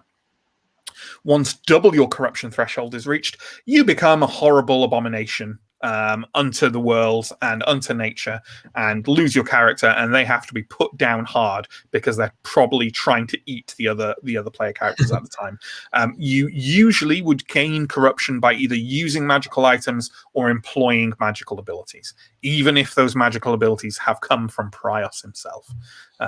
Yeah, that's pretty good. That's a pretty good summary. That was pretty good. Does. Yeah, well done, man. That's what corruption does. It makes being a magic user in Symbaroum really quite difficult. Really difficult tight rope walk. If you want to know more about the problems we have with corruption and some of the other mechanics about Symbaroum, we did a roundtable on the system, which will soon be appearing on YouTube, and it might still be in our VODs. I don't know off the top of my head. While you flash up the next thing there, John, and leave it up for me because I am clicking around, I will go check whether it is still a VOD on Twitch. 1 second. It is a VOD on Twitch. It is expiring in 1 day. Yeah, so there you go. I don't know. That might be a lot less than 1 day. I don't know. So still, let's check out. Seriously, the way Theurg's purge corruption is the most metal thing imaginable. Yeah, it pretty much is.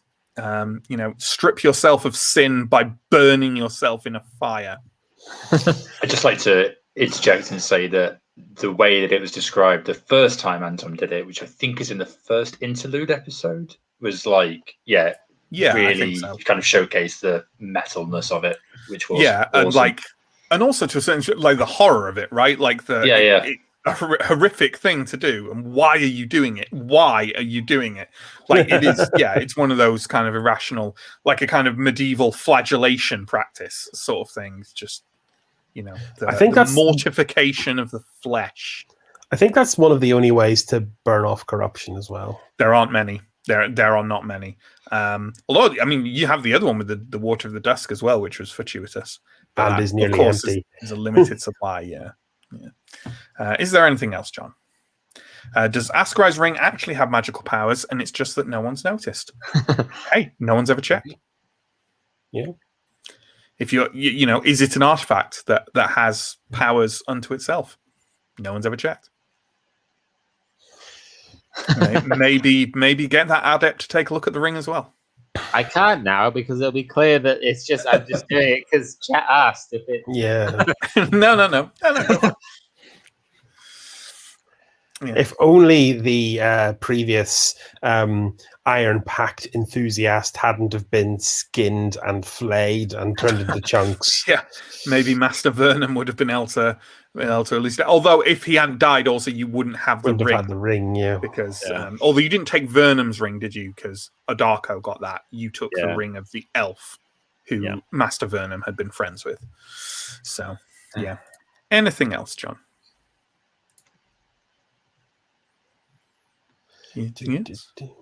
Oh, and we also, we had a follow before the stream from Eric Laz. Thank you for your support, Eric. Any other questions, John? I think there's at least one more that just got posted, but I don't know if there's others you got lined up. If all the items corrupt, why do people want them? Because they are valuable and powerful. They are a bit like Pringles. You're right. But why do we eat Pringles? They're really bad for us because they are valuable and powerful. That's the moral of this week's story. In many ways, like Pringles, Davokar, once you pop, you just can't stop. I would just like to state that we are # not sponsored by Pringles or anything. But we are very open to it. Especially if you pay us in Pringles. If anyone from the Pringles marketing department is watching the stream, as I know you are, then Yeah. They're always watching, Matt. They're watching everything. Is there anything else, John? Anything else for us? 42 says Pringles are awful. So are magical items. You have been a consistent supporter of both this channel and the previous one, sir, but you're pushing the limits. Pringles are one of those things where objectively I can go, yeah, they're not amazing, but they're just little troves of monosodium glutamate, and you're like, this isn't amazing, but should be illegal. Did you know the shape of the Pringles is a guy got a PhD for making that shape because it is both stackable and resistant to breaking? I'd like to heavily challenge on resistance to breaking, given that they're always broken. Yeah, yeah. John says that's maybe a just damn broken lie. from trying to fit my stupid fist inside the can that doesn't quite go properly. mate, this is the people talk about that, right? This is worth extending the stream. So people always talk about that kind of, you get your hands through. You do know gravity exists, right, Mike? You can just tip and they will go into your hand. We're humans, not crows. Yeah. So what happens though if there's already some broken ones and there's Pringle crumbs in there? If you tip, the crumbs are going to go everywhere. So well, like my hands are just like average size hands. All right. Well, I posit to you, like, if only when you were eating Pringles, you had some kind of plastic disc that could be an easy receptacle for these crumbs that you could tip. Oh, I don't know, like a Pringles lid, Mike. We're getting into kind of group trauma therapy here, and I'm not okay with it. I've always hated you. I love Mike. So yeah, there's no Pringles related trauma between us. That I know of. Clearly he's got some deep-seated issues here. We are seeing the effects of Pringles corruption here. Just yeah, causing all kinds of damage. Well then, what will John's mentioned quavers in the private chat, which I'm not going to go into the details, but it's definitely a way to make me and Mike corpse horribly. So while we go cast ourselves into a fire to cleanse us of the desire for Pringles, thank you to the wonderful players, Chris, Mike, Sam. Thank you to John for a great job stream managing. And thank you to everyone watching. And we'll see you next week. Oh, that's something I forgot to announce on this stream. So next week, we'll go ahead as normal with another episode of Symbaroum. Join us for that next Wednesday. The week after that, we're taking a little break. We're going to be away for a week, or at least I'm going to be away for a week. So Vampire and Symbaroum will not be going ahead. There's a possibility Call of Cthulhu will. We still have to kind of verify that. But yeah, the week of 12th to the 18th, I will not be on, and therefore these will not be on. I will instead be sitting at home like a horrible kind of spoiled aristocrat lazing on the couch watching WrestleMania. That's what I'm doing. Thank you, everyone, and we'll see you next week. Goodbye. Bye-bye. Farewell.